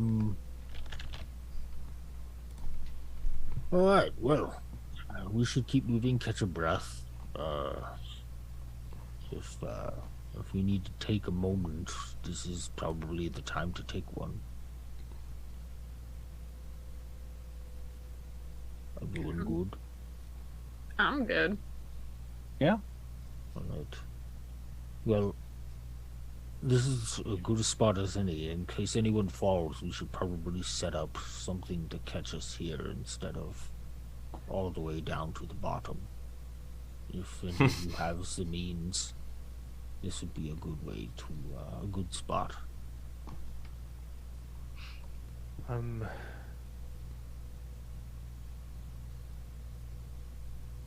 We have the carpet. But I don't think that would be. Could paint a bunch of pillows. Oh, could you paint like a big net? Oh yeah, I could paint a big net. That's like kind of like nailed into the sides of the mountain, so yeah. Shit, Dex, I could just paint it like it's always been in the mountain. Oh yeah. Is the mountain. Just growing Just out of the part mountain. Frozen in. Make sure it's not like stone. Stone Oh no, net. not a stone. A stone net. Oh. You hit it and just I go choose through. where the Yeah. falls. Yeah, you come out in cubes on the other side. That's greater. Actually, now that I think of it, Oh, that's I funny. don't think the quality of what I would paint that size. I don't think it would. I think so. I've been fucking with these paints for a while. Yeah. I think I would know that if I did anything over 25 gold, like that's the max, and Yeah. also the quality really deteriorates. Mm-hmm. So like it'd be like a styrofoam net. Perfect. I have an idea. So Hi, I'm it Tucker. could be Xavier. a bunch of pillows, but they'd have to each be one pillow. But that's what Ricky. Yeah, you had said I'd like to. Yes, is it positive. What's Well, you mentioned kind of like a net. The folding boat would fit in this cave, and if we set it up sideways, the mast with the sail would stick out of the cave, and just kind of be a big cloth net. I don't think that would work if we fall from too high up, though. Yeah, we'll see. We'll see. I mean, we could always see what happens with the winds. The winds are pretty treacherous here, so it might just yank the whole boat or ship out of the. Anyway, it's just an idea. Obviously, we all have means. It's nothing other than a time loss if any of us fall. It seems we all have certain ways of breaking our fall. It's just really inconvenient if we fall all the way to the bottom. Perhaps then we should create a segment of rope to each other so that none of us falls a whole long way. Or it's just I'm kicking this idea around. We're pretty buff. We're pretty buff mean- crew. Yeah. Buff crew of rude dudes. And some of you are really light, so if like a couple of you fall, it's not gonna cause a problem for anybody. Like if Flitz fell, it would feel like someone just like dropped a sock. So Yes. That's not too far from inaccurate. Drop the sock. Oh, you flatterer. What does that mean, Quoin? What I'm saying, what a lovely thing to say about someone like, oh, you're That I'm a no, sock? you're no more than a sock, wink. You know what I'm saying? That's I kind of hope you nice. never use that to woo anyone ever. I'm gonna bleat to Flitz. They say you're light. Like you don't weigh much. I think it's supposed to be a compliment because you don't weigh a lot because you're small. everybody else Yeah, just but goes, maybe- "Meh." Yeah. Don't bleat back. And Sure. maybe it's because you're always looking for your pair. Oh. True. Can we move Darn now? it. Are Yeah, we Druck's staying gonna put? Druck's gonna start climbing again. All right, athletic checks from everybody. Okay, okay. Fine. Ricky is, before we leave, going to spend another key point to activate the full body, because he only had the arms out before. Okay. And that gives him deflect energy. Okay. Whoa. Ooh, actually, that's a good point. 16 got a total from Okay. Druck on the athletics. 17 Okay. for Team Goat. Okay. Dax got a 17.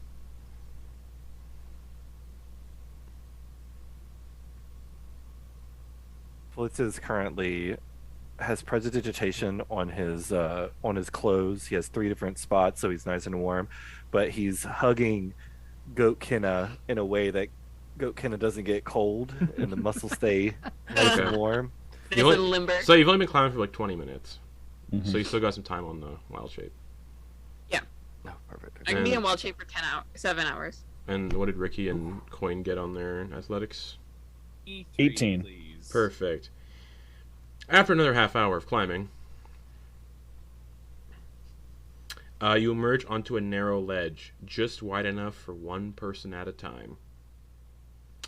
And beyond the One person ledge, and a goat. and despite the blizzard, you can see the edges of an incline ahead leading upward. The incline is steep but walkable, with a layer of snow at least 5 feet deep. So ledge, and then an incline that goes up and disappears into the blizzard, but the ledge has enough room for one person at a time. Druck will take a beat on that ledge and then use that as a springboard to get up top. Alright, so you're on the ledge, and then the incline that just goes up, like walking uphill through deep snow. Okay, yeah. You'll just blaze that trail. Alright, and it's 5 feet deep, so. Yeah. Alright, who's next? That's about belly button height. I Belly think, button height for Druck, yeah. I'll go next. Goat team? Or, no, Ricky, go ahead. So Ricky, 5 foot deep snow, straight, and then an incline that goes up, like, as you're walking uphill in deep snow. Okay. Yeah, just start trudging up. Do you use, like, your astral arms to, like, push the snow out of the way in front of you? I think after half an hour they actually Oh, okay. they've actually worn off, so it's just Ricky. Okay. Who's next? Goat team? Goat team. Does the goat just walk through the snow? Yeah. Go team! Okay. Yeah, Flitz, the 5 Goat foot house, goat house. goat walking through the 5 foot deep snow with Flitz on top. And then Quoin and Dax get to the top. The blizzard's still raging, so flying is still hard. And Dax is like, Ricky, you want to, or Quoin, you want to piggyback? Backpack? Yeah, I'll always take. Yeah, let's do it. Dax just lifts you up and right on the shoulders. And I'm going to hold my shield up to protect them from the snow as best I can. Perfect. And as you begin climbing up this steep hill, those of you, it is, yeah, pushing through the deep 5 foot high snow, you struggle up the steep incline. Druck and Dax tower above the snow. 45-degree angle of this incline. The cold and the thinning air at this altitude make it difficult to catch your breath, because you're high enough now where altitude is there's just not a lot of oxygen. So for the purpose of mechanics, each hour a creature spends traveling at high altitude counts as 2 hours for the purpose of determining how long you can travel. But you keep trudging, and after an hour, so 2 hours as per Force March, the ground levels out slightly, revealing a towering granite statue. The 50-foot tall statue is carved in the shape of a beautiful elven woman with shoulder-length hair and flowing robes. Her outstretched hand bears small eyes on the palms and is pointed in the direction you're headed, while her eyes are carved to resemble stars. Veins are etched into the statue's face and arms, and she holds a staff similar to Kenna's. The path forward continues behind the statue as you catch a brief glimpse of the peak you're looking for in the distance before it's consumed by blowing snow once more, and that's where we're going to go to break. And we'll be back in 10 minutes for the rest of your mountain ascent. But I want to investigate the statue. There's nothing important about the statue. It's just a statue. But we have matching staffs. Yeah, the statue's just pointing you in the direction. But that's where we'll go to break. We'll be back in 10 minutes for the rest of our fun little climb up this mountain. So see you all soon. All right.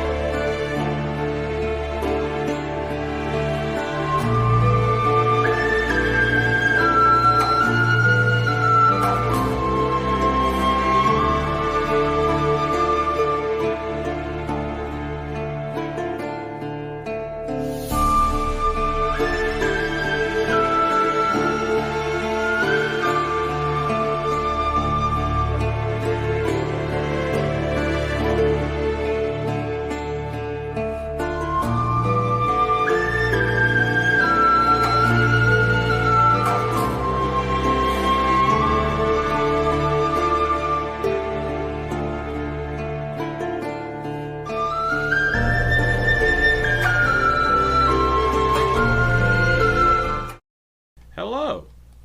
We're back for our second TPK. In a row. Getting nasty. So, you come to this statue of the Weaver, pointing in the direction you're going. Flitz, with your archaeology background,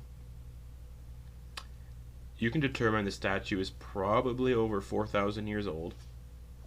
So it's from that era that was erased from history that no one knows about. And its purpose is to probably signify a trail marker that leads towards something that may have been important to this entity or its followers at some point in time. You also recognize a mixture of gnome, halfling, and dwarf craftsmanship in the granite. Gnome, halfling, and dwarf? Yep. All three. Nice. That is what you can tell from this statue with your background, Flitz. All you hear is bleedings, mountain goat bleedings, as he is informing Kenna first about the statue. Yes, and it's very, very old, but it kind of makes sense. The kind of the bodies and such like that we were seeing before, with like the fingers coming out, did they appear like stout folk or No, small folk? the person you saw that had fallen off the mountain was a human. Was a human? Okay. And then the people in the cave were just assorted lineages. But the dude who was frozen in the spire that was a dwarf. was a dwarf. Okay. Yeah. Hey, Justin, quick stupid question. Yeah. Tongue of the Sun and Moon means I understand all spoken language. Yeah. When Flitz is speaking goat, does that count? No. Okay. Goat is not a language. It's more. That's more, fair. That is it's fair. more an empathy-based Yeah. verbiage and vocalization. And communication. But then he'll patterns that animals have. relay that to the others. That No, okay. Flitz is a real Newt Scamander of himself. There we go. But that's the statue, and the path continues in the direction that it's facing. If you guys do not mind, I've been wrestling with something for a minute, and I think I feel like I'll be honest with you. When we saw Snowwing, it had me shook. And I'll be honest, I thought, what is this? Some kind of dragon who's gonna like trick us or do some kind of nasty thing like, oh, pretend like, because every single chromatic dragon we have run into since before that had done some nasty stuff to us, and I've been thinking about it, and I've been praying to Bahamut about it, and I want to grow as an instrument of Bahamut, and I wanted to, in that way, maybe play a new chord, metaphorically speaking. But if you'll give me 10 minutes, I think I can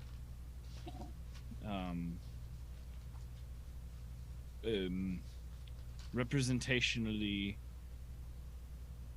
start to make amends with that sort of thing, perhaps through the teaching of Aegis, as Aegis is both light and dark. So representing, I've been thumbing through the pages. Yes, everyone take 10. We'll take refuge behind this statue against the wind. So meta-wise, I am going to cast Find Greater Steed. Okay. And I am going to summon a Dragonel Perfect. Ooh. via Fizbins, but I can send you a link to the I know. Oh, I was letting you know, because I don't have the info for multi-attack. I can look up multi-attack and rend, but I know what flyby is. But Yeah. yeah. So then,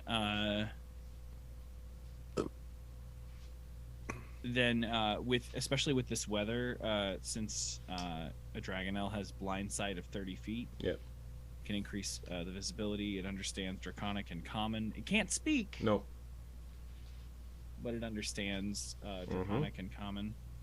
So I think most of the team knows Draconic, so if you need to say anything in front of someone who may or may not know Draconic, we can still speak to...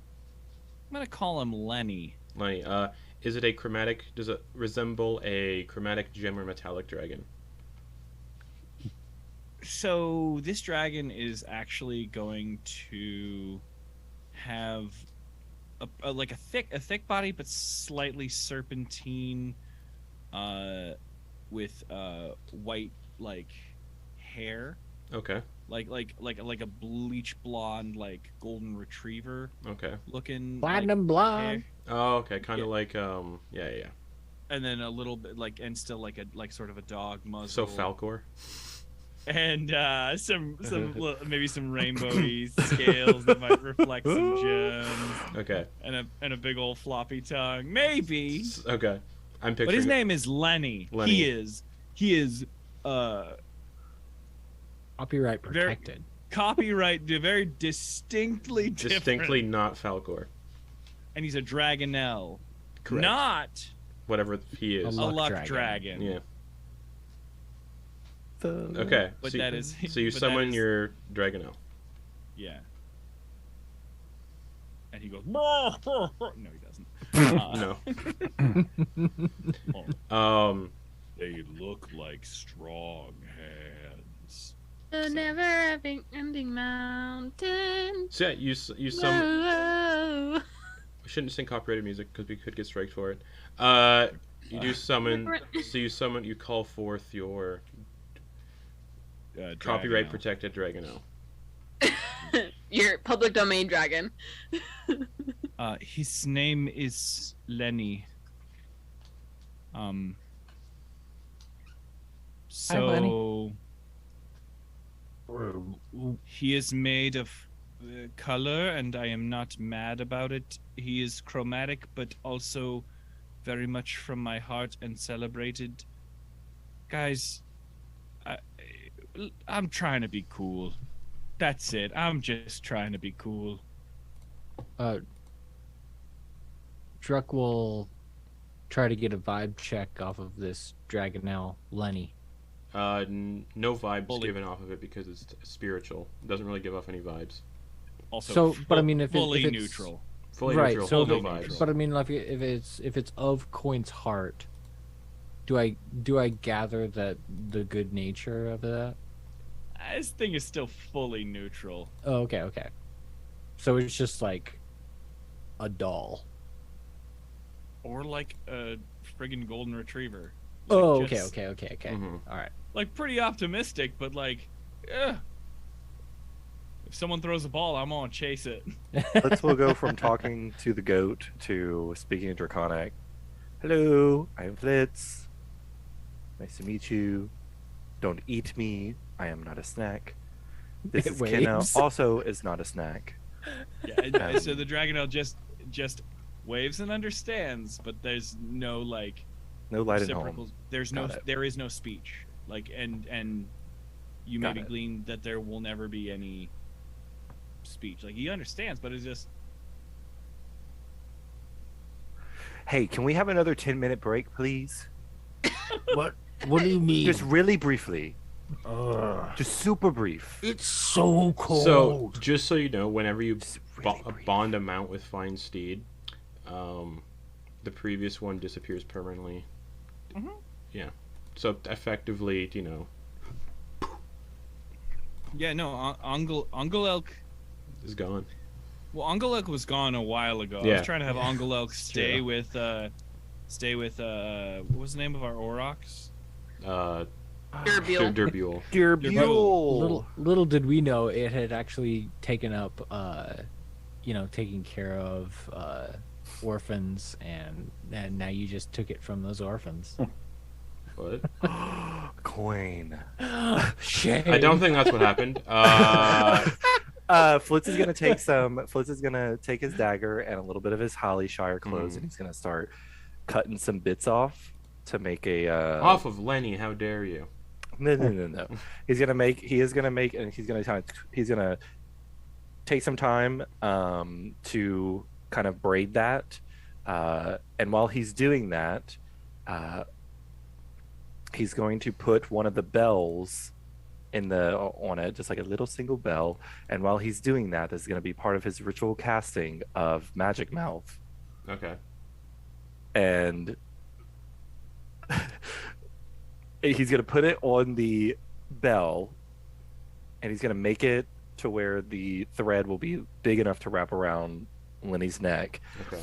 And the trigger is going to be if anyone says hello Lenny in Draconic or Common, the mouth is going to say back, and Flitz is going to say it in Draconic, hi, I'm Lenny, nice to meet you. Okay, cool. But he's going to try to do it all in private, so like Quoin's not really paying attention, okay, so cool. like look over at Quoin and sure. like... Sure. And that will last indefinitely until dispelled. So. All right, cool. Say you can do that for 20 minutes Perfect. total. It'll cost me one of my jade dust, but I think it's worth it. So you got a dragon owl out with y'all. I got a goat. And the path forward. Perfect.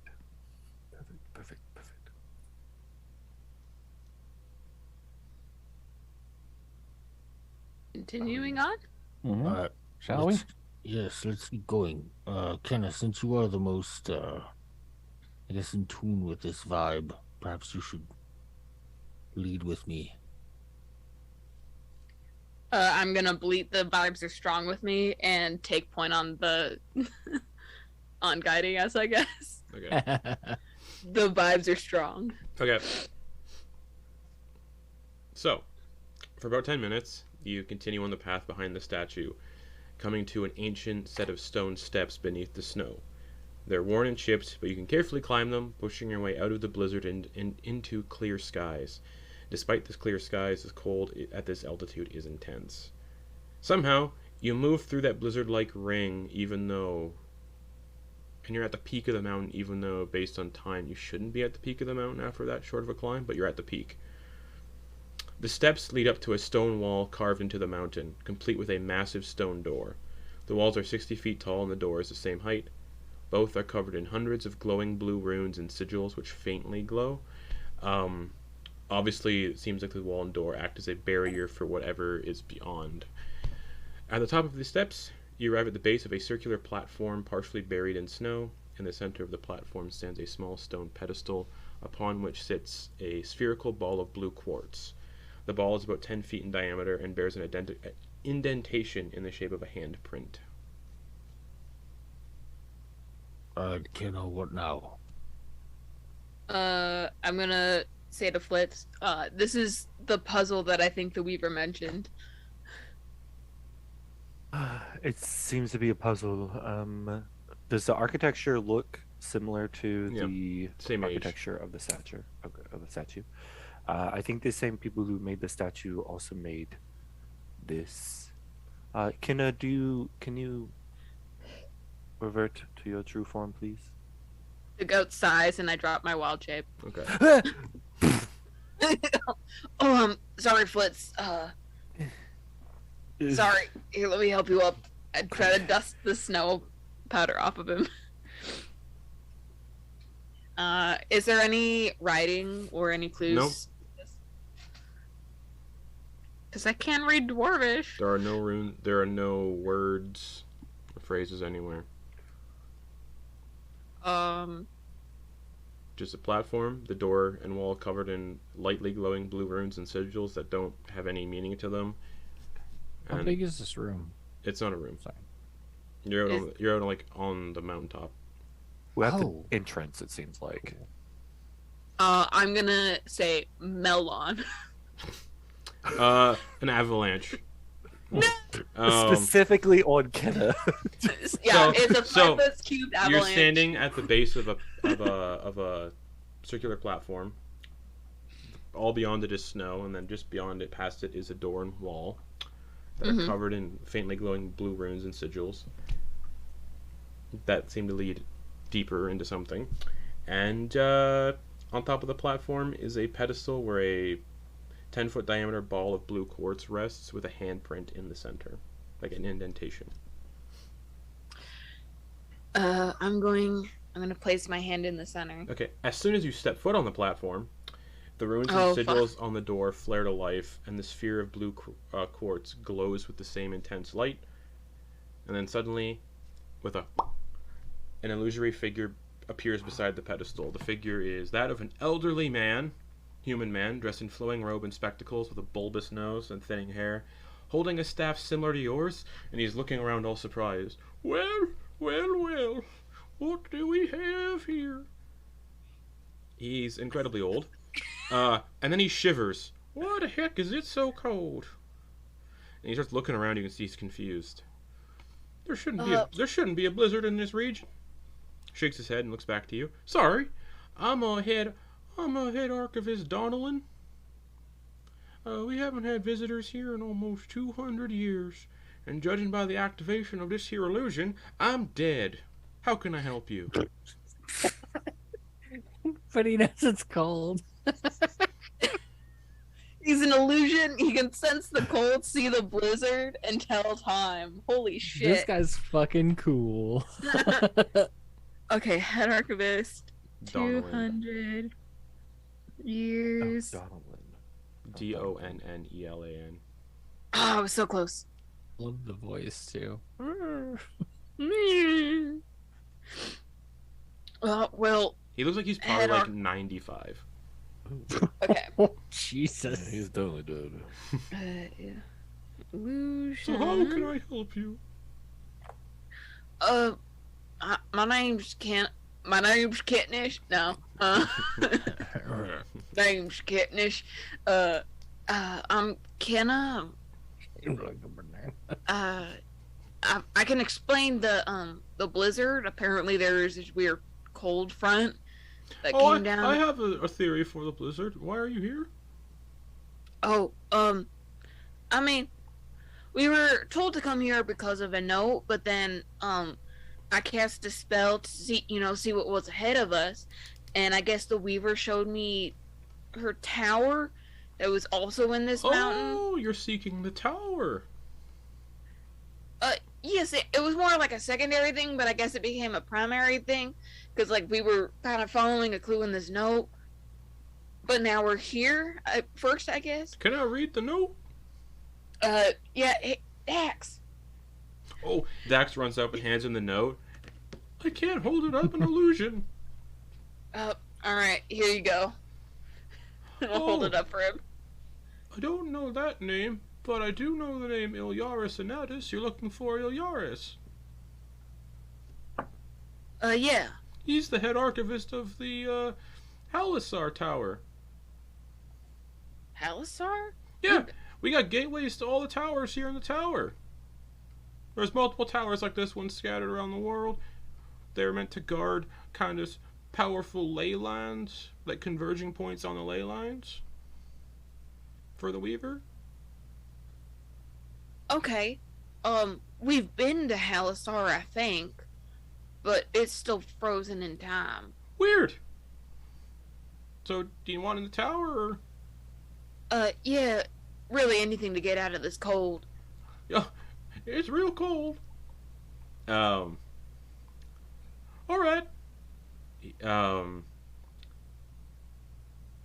Good luck.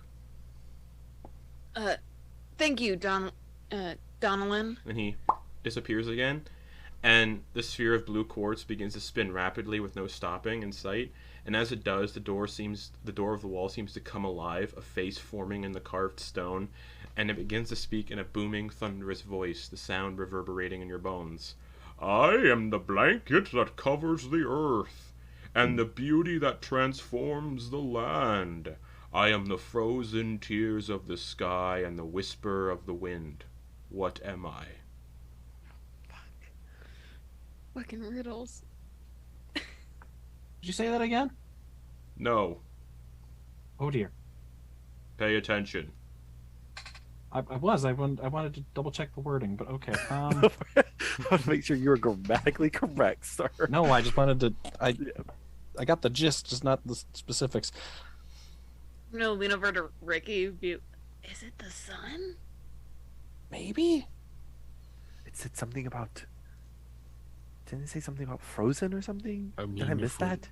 If we're going with the context of the area, it seems like snow would... As soon as you say snow, congratulations! Oh, wow. And one of the sigils on the door disappears. Oh my gosh. Looks at How Drunk. many are there? You must be the brains of the party. Wonderful to have you here. What? Good. And all of a sudden the door starts making like the sound of a cat throwing up, like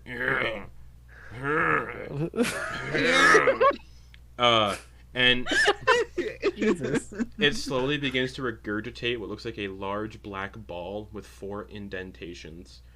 The indentations are marked with the stages of the moon, and in the center is what appears to be a sketch of the sun. The sections with stages of the moon look like they can be moved about. Solve the puzzle, and you shall be one step closer to the knowledge you seek.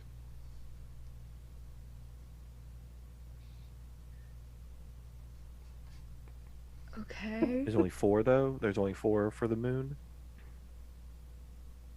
Can I Yeah. line it up so that the full moon is the closest to the sun? And then decreasing from there? I think. I think. I'm having a little bit of difficulty visualizing this specific puzzle. Sun. I'm thinking about it like a Rubik's Cube, but with only one side that has images. So you're thinking of like a slide puzzle. Yeah. So the last image is going to be the full moon, and the first image is going to be... The full moon is closest to the sun. Okay. So it would be full moon, waning gibbous, half moon, waning crescent, new moon. Okay. The new moon. Twilight, new moon. Okay. The sun in the center glows, causing a sigil in the door to vanish. Yes. The door shifts slightly, and a stone pedestal rises up from the ground and is set with an empty stone basin.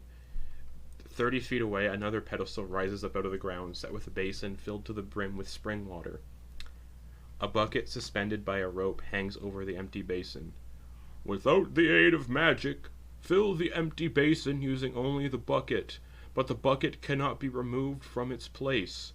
The water from the first basin cannot be physically touched, nor can it touch the ground. You have 10 minutes. So the bucket is suspended by a rope. The bucket can't. We can only use the bucket to move the water. The water can't touch. So when you said water can't be physically touched, you mean by us, not the bucket, right? The water from the first basin cannot be physically touched by any of you, nor can it touch the ground. But it can touch the bucket. Yeah, you have to fill the bucket. And it Well, says okay. fill the empty basin using only the bucket. Right. When you said it can't be physically touched, I'm like, but the bucket can, right? Because otherwise that'd be impossible. Without the I aid of think. magic, fill the empty basin using only the bucket, but the bucket cannot be removed from its place. And it's attached to a rope. Yeah, suspended over the basin. When Okay. it says removed from its place, are we led to believe that removed from its place means like removed from the rope? It Or can't can be. we move the bucket? It can't be. The bucket cannot be removed from where it is. Oh, so it's like hanging straight down? Yeah. Oh, okay. Ricky's gonna go over to the empty basin. That's the one where the bucket's hanging above. Oh, that's the one where the bucket's Yeah. hanging above. Oh, okay. Oh, so the bucket can't reach the full basin. Correct. And we can't cut it down. Because that would be moving it. So Yeah. Quoin is going to look at Lenny. It looks like the basins can hold 2 gallons of water. Quoin is going to look at Lenny, wink, and like nod. And they're both going to run and fly up and then collapse their wings because they can both fly up 60 feet Mm-hmm. and both do fucking full-on cannonballs and try and fill the buckets up that way. But the water can't touch the ground. Oh.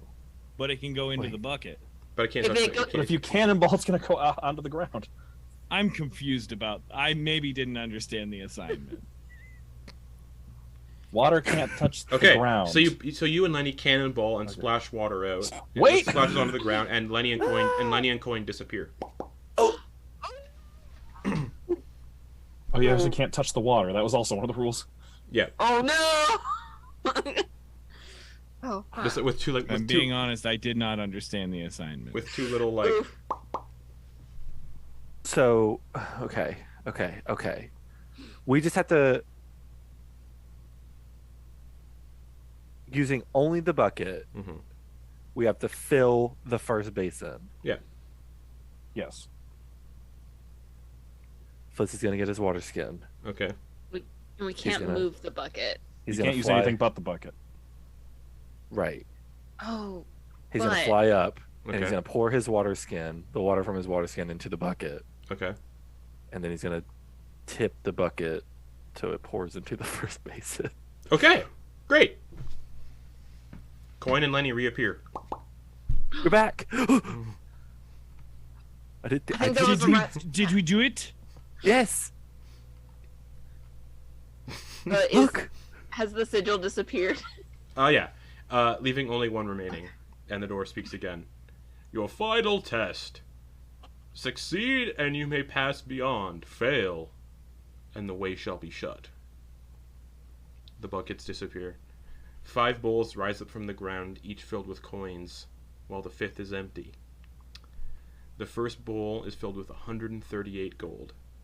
The second, I'm going to post this in the group chat because this is numbers. The second with 107. The third with 115. The fourth is filled with 10. The 5th is empty. Share the load.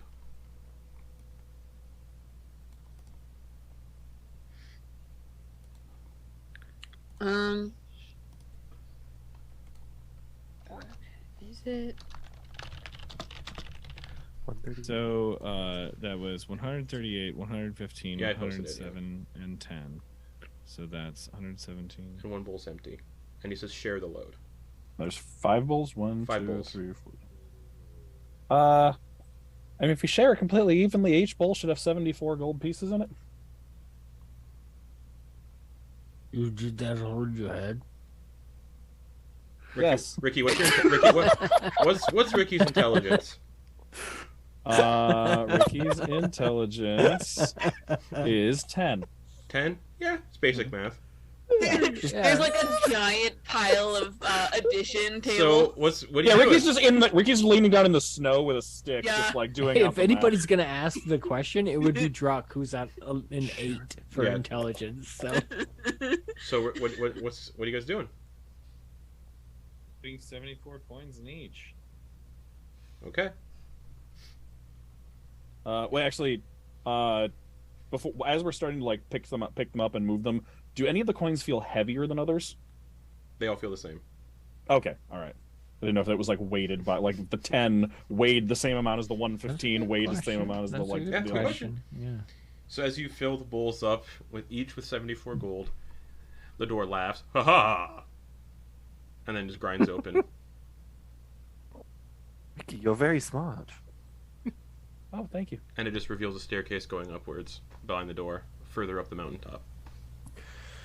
Which is weird because you were at the top of the peak, and it looks like there's more peak. Yeah. This mountain hasn't even begun To to peak. peak. That's right. Justin, could you remind me the name of the Halisar archivist? Ilyaris Inatus.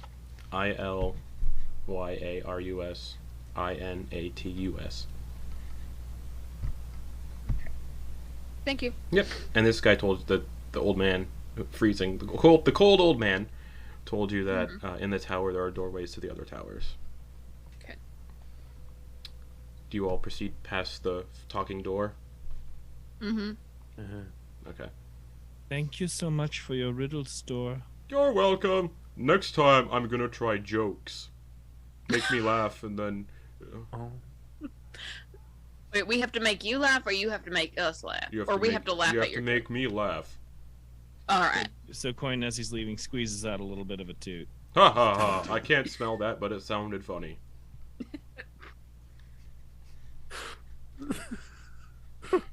I wish I could smell it. Just for context, you know, for the joke. Some smell funnier, I guess. They do. I don't know. Anyways, Depends on what you've eaten. After you come to like a crumbling staircase, so it's a little difficult to climb. It takes you an hour to climb this crumbling staircase. And after which you're greeted by a towering granite tower with a conical sort of fairy tale style roof, adorned with ruby red shingles. The windows of the tower are frosted over, giving it an otherworldly aura. The tower stands at an impressive height of 120 feet, and the steps leading up to it are flanked by long dead petrified trees and frozen crumbling fountains. The wooden door at the top of the steps bears the symbols of each school of magic and is adorned with a brass knocker in the shape of a book and quill. Oh. It's nice, or maybe it once was nice. Nicer.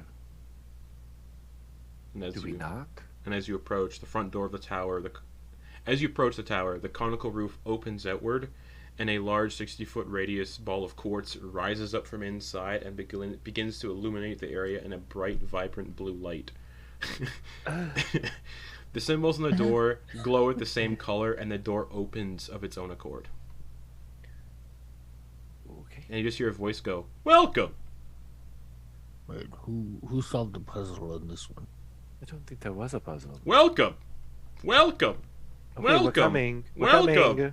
Welcome! I think the computer's broken. We should go No, in. it's saying welcome for every single person here. Oh. Goodness. Lenny just waves at the sound. Okay. Do you enter the tower? Yeah. Yeah, I'll head Cool. in first. As you enter the tower, the first floor greets you with a grand foyer. A plush ruby red carpet stretches out before you, leading to a spiral staircase of polished granite that disappears upwards into the heights of the tower. The walls are adorned with intricate dark-stained oak paneling and adorned with paintings of oil landscapes, grand libraries, and ancient battles. Every 10 feet along the corridor sits smaller versions of the statue you saw further down the mountain of the Weaver. Upon setting foot inside, the room seems to come to life, the dust disappearing and the neglected space cleaning and repairing itself after 200 years of disuse. The chandeliers overhead flicker to life, casting the room in a warm blue glow. Kenna, Yeah? your patron, god, whatever, they're freaking weird. This is so weird. What's going on? Well, I imagine that we're the first people in this archive for 200 years. And I'm assuming that Deighlan is probably the last person before us who knew about the Weaver. As soon as you say his name, he appears. Hello! Now that the tower's been activated, I can guide you around and help you out. How may I help you? Are you here for archives, knowledge? Yeah, why are we here?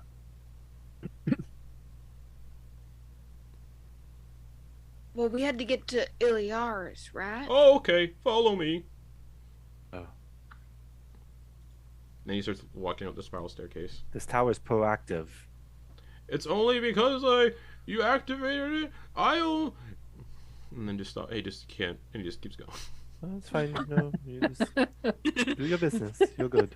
Usually the head archivist of the tower, when they die, they leave behind an illusory version of themselves to sort of help out anyone who comes to the tower. But it's the tower.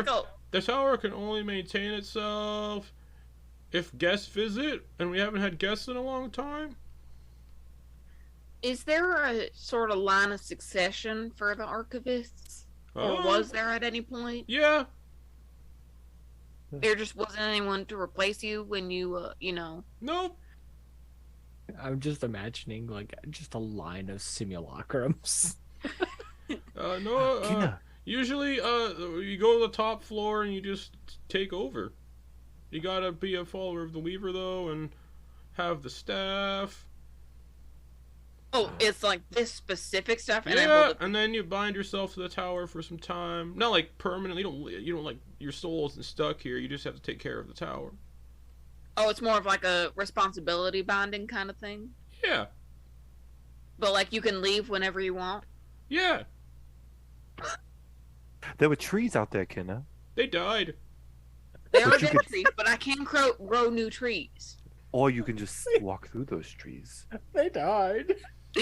As this very old man leads you up the staircase, you watch as more of the tower seems to come to life. Cobwebs draping across the walls lift away and vanish as if they were never there. Cold stone bricks begin to warm again, heating the tower. Sconces lining the walls begin to glow. He led to the second floor landing, which is another grand chamber, now filled with the comforting aroma of wood fire as 4 fireplaces come to life. 4? Yeah. The ceiling is adorned with a beautiful mural of a cloudy sky with illusory flakes of snow cascading down from above and disappearing as soon as they touch anything. They don't feel like they're not real snowflakes. They pass through you. Yeah, but the open sky, is there anything weird about it? Nope. Okay. Scattered around the room are various dark oak tables, deep blue suede couches and lounge chairs, liquor cabinets, bunch of them.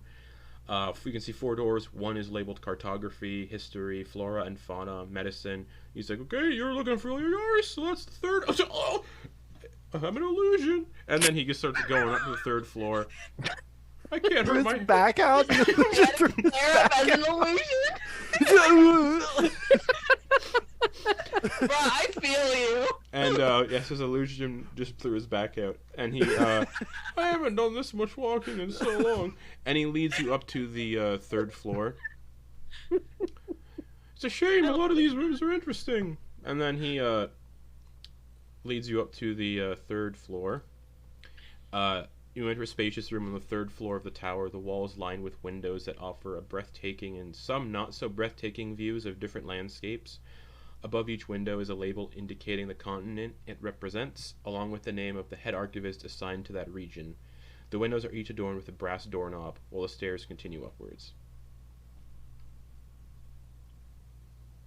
I can't remember which one he's behind.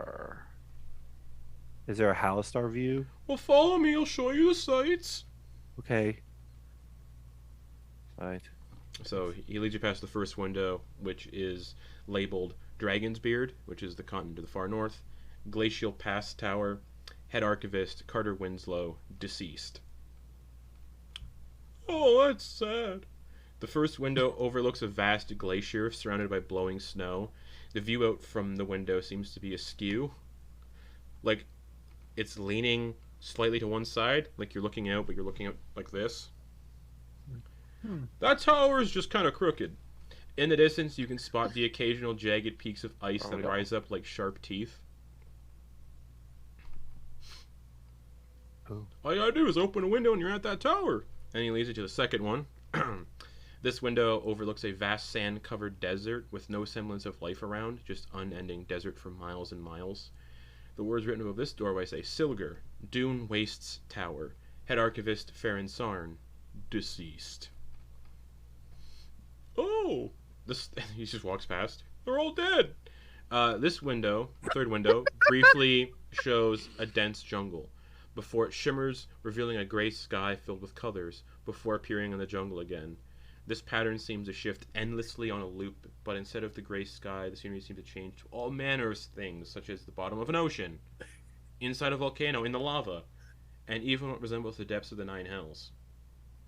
Written above this window are the words Ipshire, Enith Fween Tower, head archivist Dosar Vengroth, deceased. And then, Wasn't Ipshire like destroyed? No. That was like a tropical piratey continent. Mm-hmm. Oh, I thought it was like It was an archipelago. made into that. Yeah, Okay. that okay, tower- Okay. The last campaign characters fucked around in. This window, the next one, And found out. This Oh. yeah. This next window overlooks a vast underground city consumed by moss, fungi, and other vegetation. Legions of grotesque, undead creatures and plant-like abominations roam about on the other side. Written above this window are the words Esselvire, the tower below. Head Archivist Bregel Golweth. Deceased. Oh. As Well, he y'all, keeps what, Donlin, were y'all all human? Were y'all all human archivists? Were they all human in nature? Were they No. different? Oh, okay. This poor illusory man. It's just learning just every lo- person he knew. More dead. horror each I'm time. dead. Oh, they're all dead. The fifth window. All right, next one. The fifth window. Even more dead.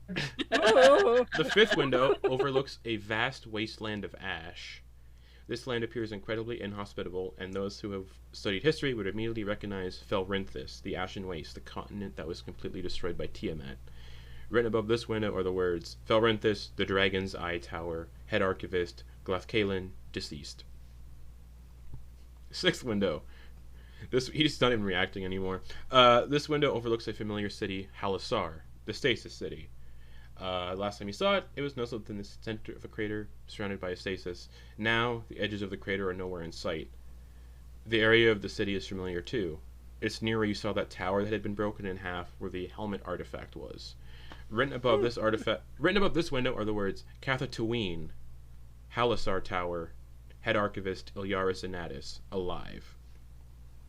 Oh. Seventh window. 'Cause there's a I'm just imagining him going, "Oh, let me guess, dead." Oh no! And then the final window. This window overlooks a gloomy landscape of mist and fog, and a few hundred meters away, peeking through the forest of dead trees, nestled upon a hill, is a massive manor house with a very Gothic Victorian era style architecture to its design and severely abandoned. Basgrave, Bent Hill Tower, Head Archivist Ludwig Gascoigne, alive. Oh! Well, you're looking for Alaris, so he's just through this one right here, and he points to the Halasar window. You said the Halasar window was labeled as Cathatouine, or was that a separate one? Cathatouine, yeah. Huh. Wait, we've been there, haven't we? Yeah, we went there. That was how we met Mr. Boone. Yeah. It's weird that it's labeled as Cathatouine and not Remnant. No, Anundil? It'd be Anundil, yeah. Yeah, Anundil, because it was on Old Anundil. Old Anundil, yeah. And Remnant is still part of Anundil. Remnant hasn't been made a continent yet. So, we need to find this person that's in stasis, or what? Where are we going, Kenna? What are we doing?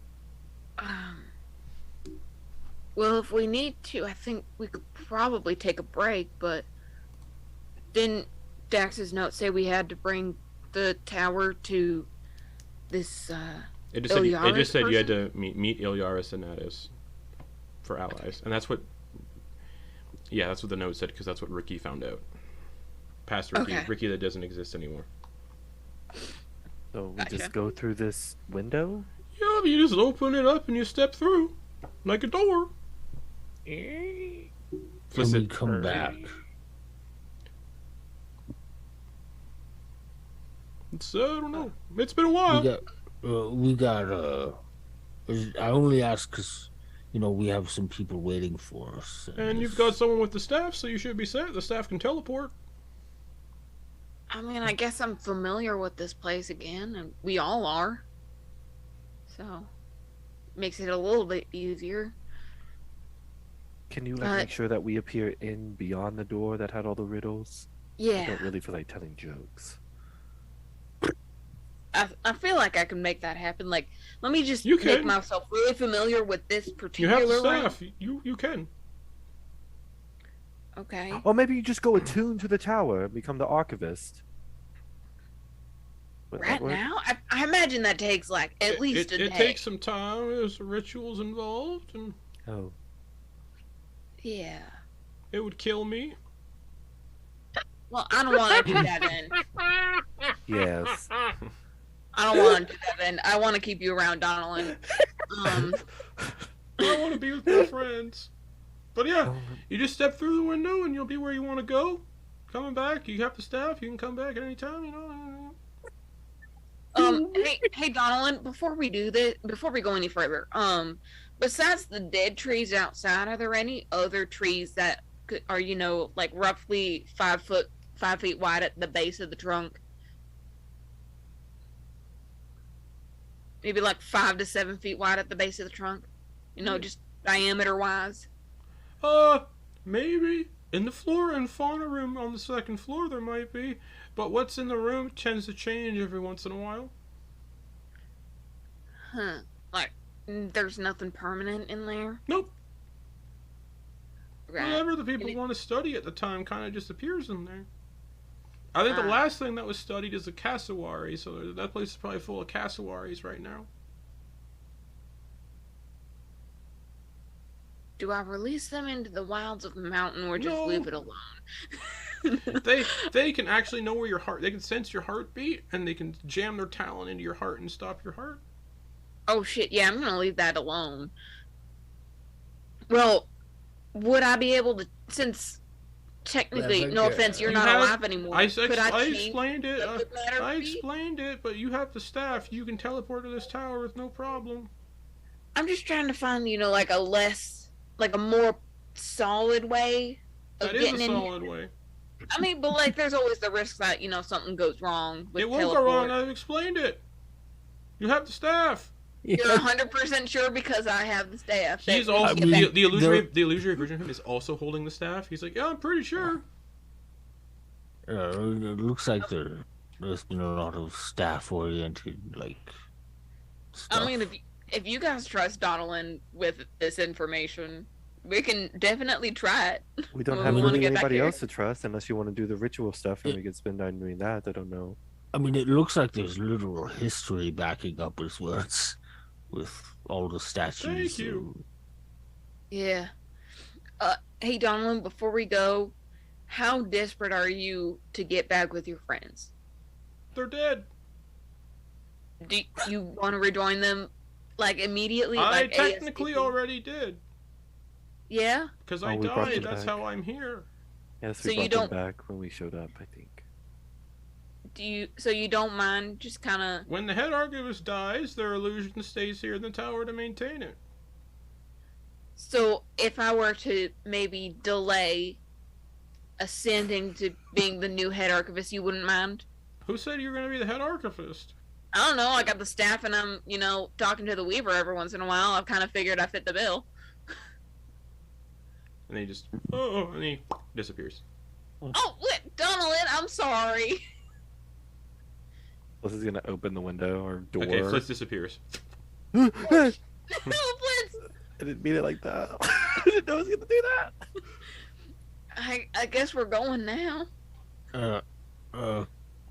Anything else you want to straighten out before we head over? It looks like this is we're jumping into the thick of it.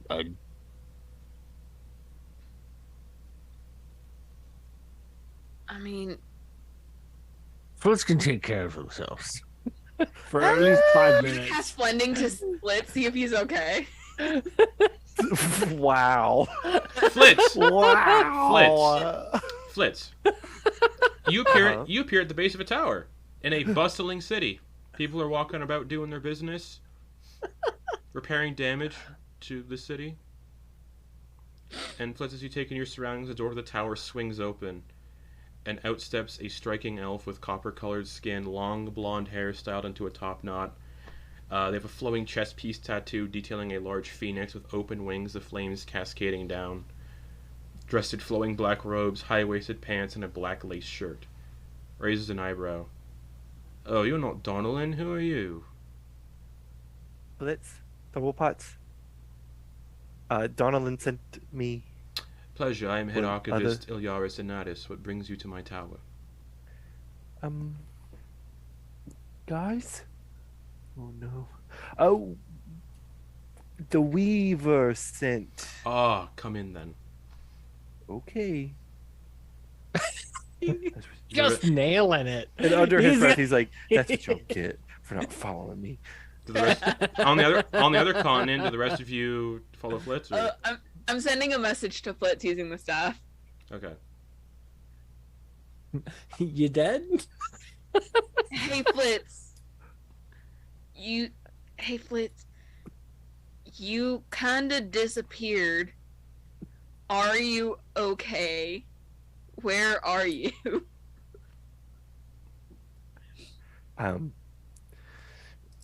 Returning back, it's the horror, help, help. Just kidding, I'm fine. He's bringing me in. Just jump through the window. It's a little disorienting, by the way. I don't know how much that was of 25 words, but I guess this will.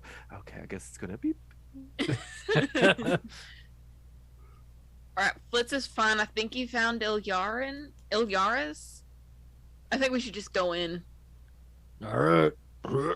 Druck'll go in. All right. As you all leap through, it's like you're getting sucked down through a drain pipe, and you all appear in front of the tower. Most of you, everyone but Ricky, recognize the city of Halasar no longer in stasis, no longer in the crater, now floating up in the clouds along with the rest of the continent of Cathatooine. Oh shit! The city is bustling. People are moving about, repairing the city how they see fit. No monsters in sight. The previously broken tower that you had seen that was broken in half, is now previously fully repaired. So wait. Sorry, just a clarifying question. Yeah. It looks like stuff was broken and is being fixed, or that it never happened. Like it's being fixed. Oh, all right. Stasis is done, and you can see Flitz being led into a tower, and you can see the guy kind of stops and goes, "Oh, more people," and he turns around and sees the rest of you. This way. These are my friends. Yeah, I figured this way. I was just telling you about. Sorry. It's all right. Goodness, is this the one? Is this the dickhead we're supposed to meet with? I wouldn't know them on sight. I'm not a dickhead. This way, please. Yes, his name is Ilyaris. He introduced himself. Okay. This is Druck, Quoin. Oh, so you are the Ricky, dickhead. that's- All right, great. That one can stay outside. You rest of you can come in. No, I promise, he's fine. Druck will stay outside. He's cool with that. That's actually perfect. And Lenny. Oh. Okay. And Lenny. So Well, Gary, if Druck needs company, Lenny will be out there with him. for Lenny and Druck, the door disappears. Alright. And the rest of you are led into the tower. Those of you who had been in Halasar before, so Kenna, Quoin, Dax, this was the area of the tower where the body of the dwarf was seen, dead at the base of the stairs. That dwarf is no longer here. It looks much better than before. The room is warmly lit by a crackling fireplace in the corner. In the center of the room sits an ivory clawfoot table surrounded by high-backed chairs. You notice the kettle boiling in the fireplace. Suddenly, he waves his hand, and a spectral purple hand appears, grasping the kettle and pouring tea into 7 cups that magically appear out of thin air and floating in front of you. Sage tea, it's my speciality, he says with a smile. He definitely radiates pompous dickhead energy, so Druck was correct. Yeah. Damn, Druck. You look upwards and see that the previously demolished spiral staircase. Flitz, this is all new to you. The previously demolished spiral staircase from your last visit now ascends upwards, fully repaired. Now, please take a seat and make yourselves comfortable. I'm curious as to why you've come here. Oh, perfect.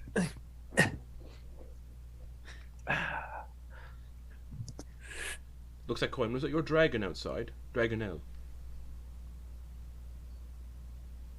Yes, this name is Lenny. Gorgeous creature. I mean, full name Lenorg. Lenorg. Yes. Or sorry, pardon me. I'm getting used to the pronunciation. I believe it's Lenegord. Ah, of course. Lenegord. Lenegord. But yes, what brings you all here to my tower? Haven't had visitors He seems to kind of like not remember. What brings you to my tower? Well, we got this note from our friend.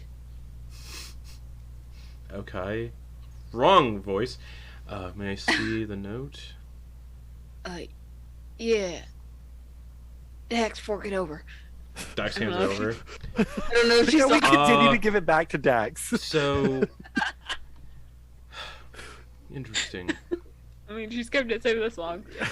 The stuff about eyes and all of that, rifts make a lot of sense. We've been calling them incursion points. But Ogden, I have no idea who this is. Well, he's kind of our patron. Right. I'm getting the sense that he wasn't really the one to send us this message. I've spoken with an individual who's investigating an incursion point on Ipshire. Their name is H. Lofferton. They're gathering a group of individuals to close that rift on Ipshire. People speaking of dreams and eyes appearing on people, much like what happened during the War of Ascension. Have you encountered such a rift?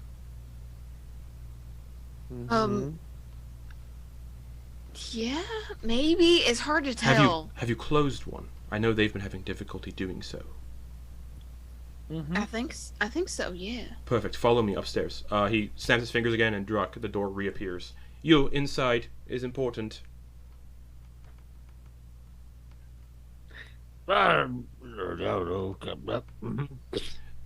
Lenagord, you can come as well.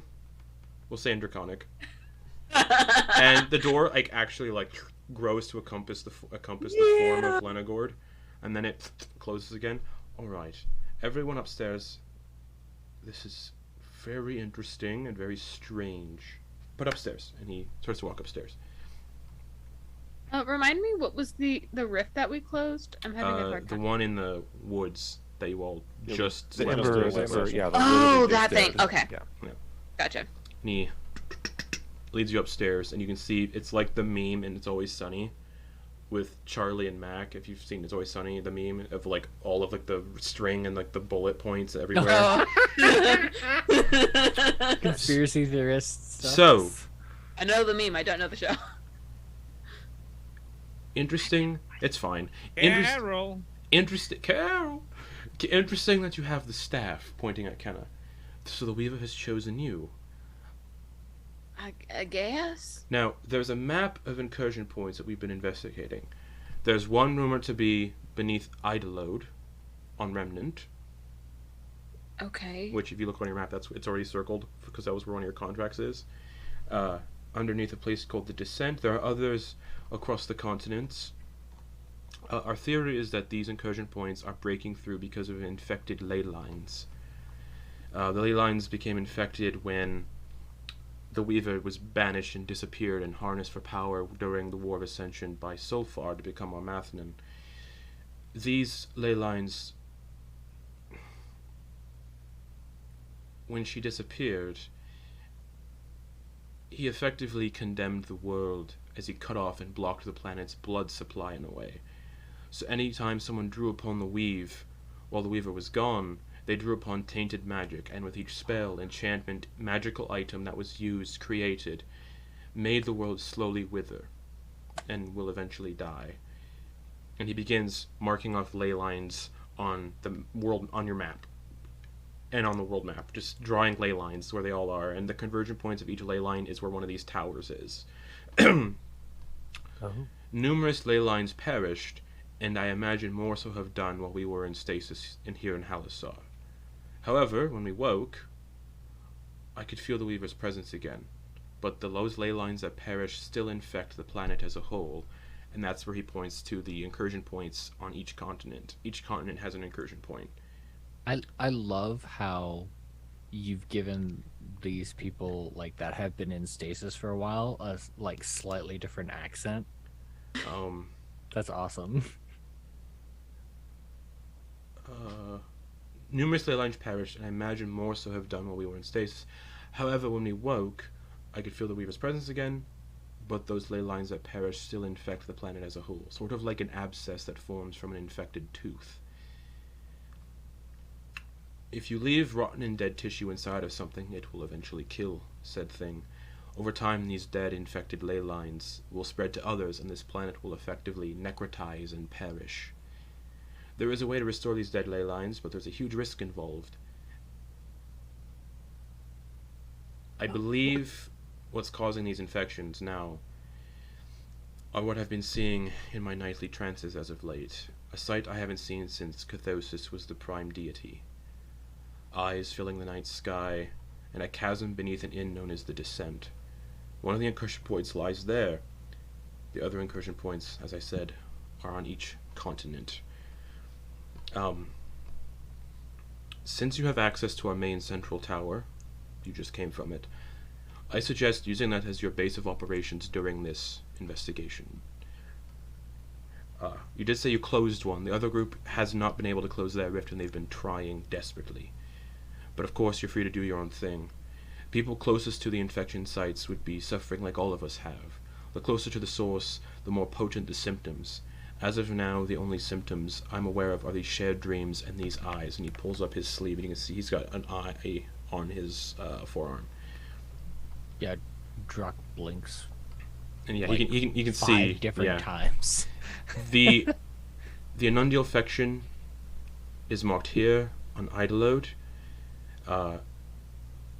The incursion point on Dragon's Beard is marked off on a region called Loth's Crown, with a little addition that I writ that says Lower Dark. Silgar, the incursion point, is in the jungle of Amin. Esovire, the infection there has spread to an entire underground city known as the City Below. The infection site should be more accessible now that Blutfelsen has returned to its home continent. The tropical archipelago-like continent of Ipshire has an incursion point on Cold Claw Isle, and written on that map it says, a lawyer with strong magical abilities named H. Lofferton Esquire is already researching it and preparing to head there with powerful allies. So, I'm in talks with that person and their allies, some sort of archaeologist, members of this archaeology guild, a pirate thief, and then some strange fey entity. The continent of Felrinthus infection point is marked off on this region of mountains called Bahamut's End. It's where Bahamut was killed by Tiamat during the ruin. This continent, the infection point, is in the middle of a strange island named Isle of Troubled Sorrow, in a region known as Mortmundum. And finally, the last infection point comes from a gloomy, shadow-looking land known as Bassgrave, and comes from something called Bent Hill, a manor house that is haunted, abandoned, and claims all the souls who step inside. Wait, why does that sound familiar? It does sound familiar. One shot there.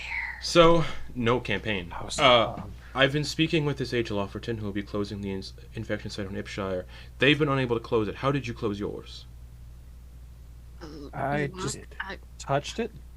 I technically wasn't conscious for that But part. how did you close it? Did you get any inkling on how you could do it? Any sort of information I could give the others?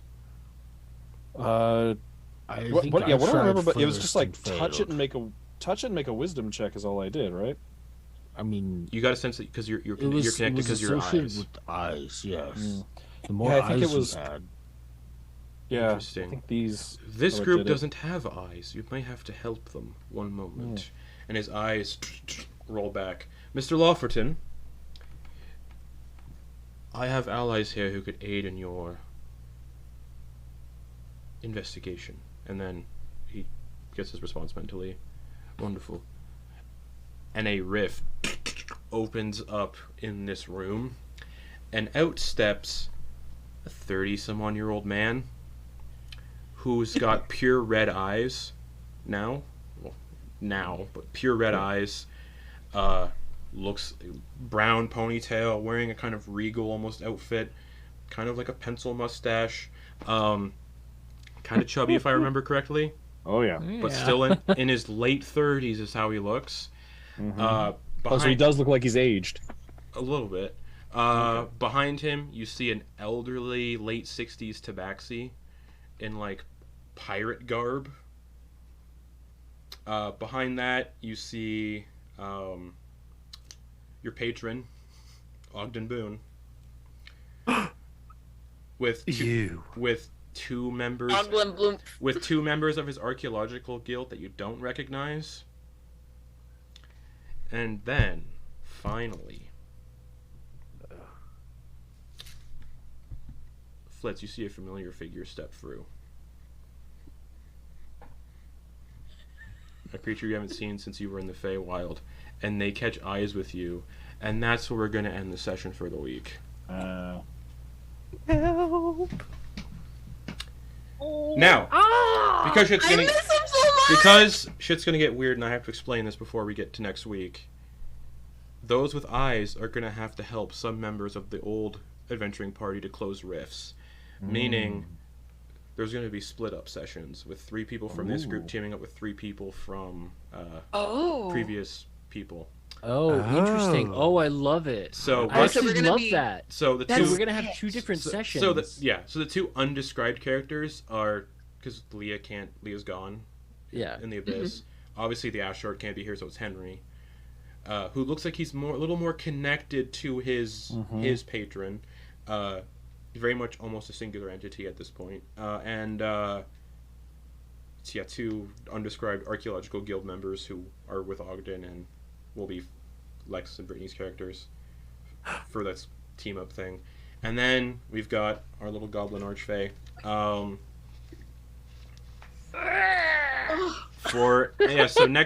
be a split. We're going to be doing some fun, like, crossover. Three of you will be playing last campaign characters at level 20. So I'm scared of that. Does Henry still have a character sheet? if not, I have all your sets of what they were when we left off. Oh, nice, good. Justin said, bitch, I was ready. 20. So just keep that in mind. We got a level 20 Eclipse, level 20 Henry Longforton, level 20 Noose, and who Flitz us, which is fun.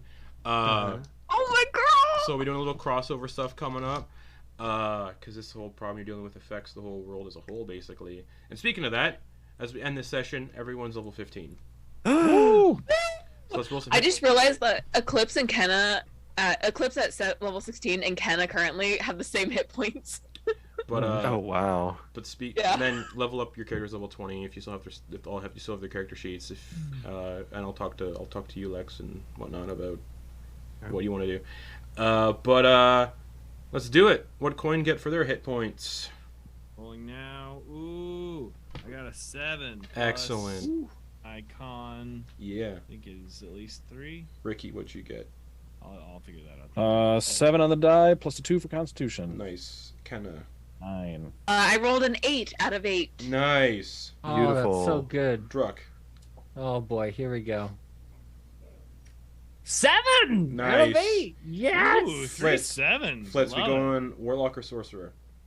Oh, I'm going Warlock. Alright. Please don't roll shit. Please roll. Okay, well, it's not gonna roll, so I'm gonna do this. 1 second. Yeah, for our Level spells! For our group little thing, keep in mind that Ricky cannot be in the same party as Henry. You guys can't play 2 Yeah, yeah. characters in the same group. Yeah. Yes. Okay. Yeah. Also, Ricky no longer ages. Oh my And God. speaking of characters that don't age, we'll be back here next week to begin our little crossover weirdness. So, good night, everybody. Good night. Bye.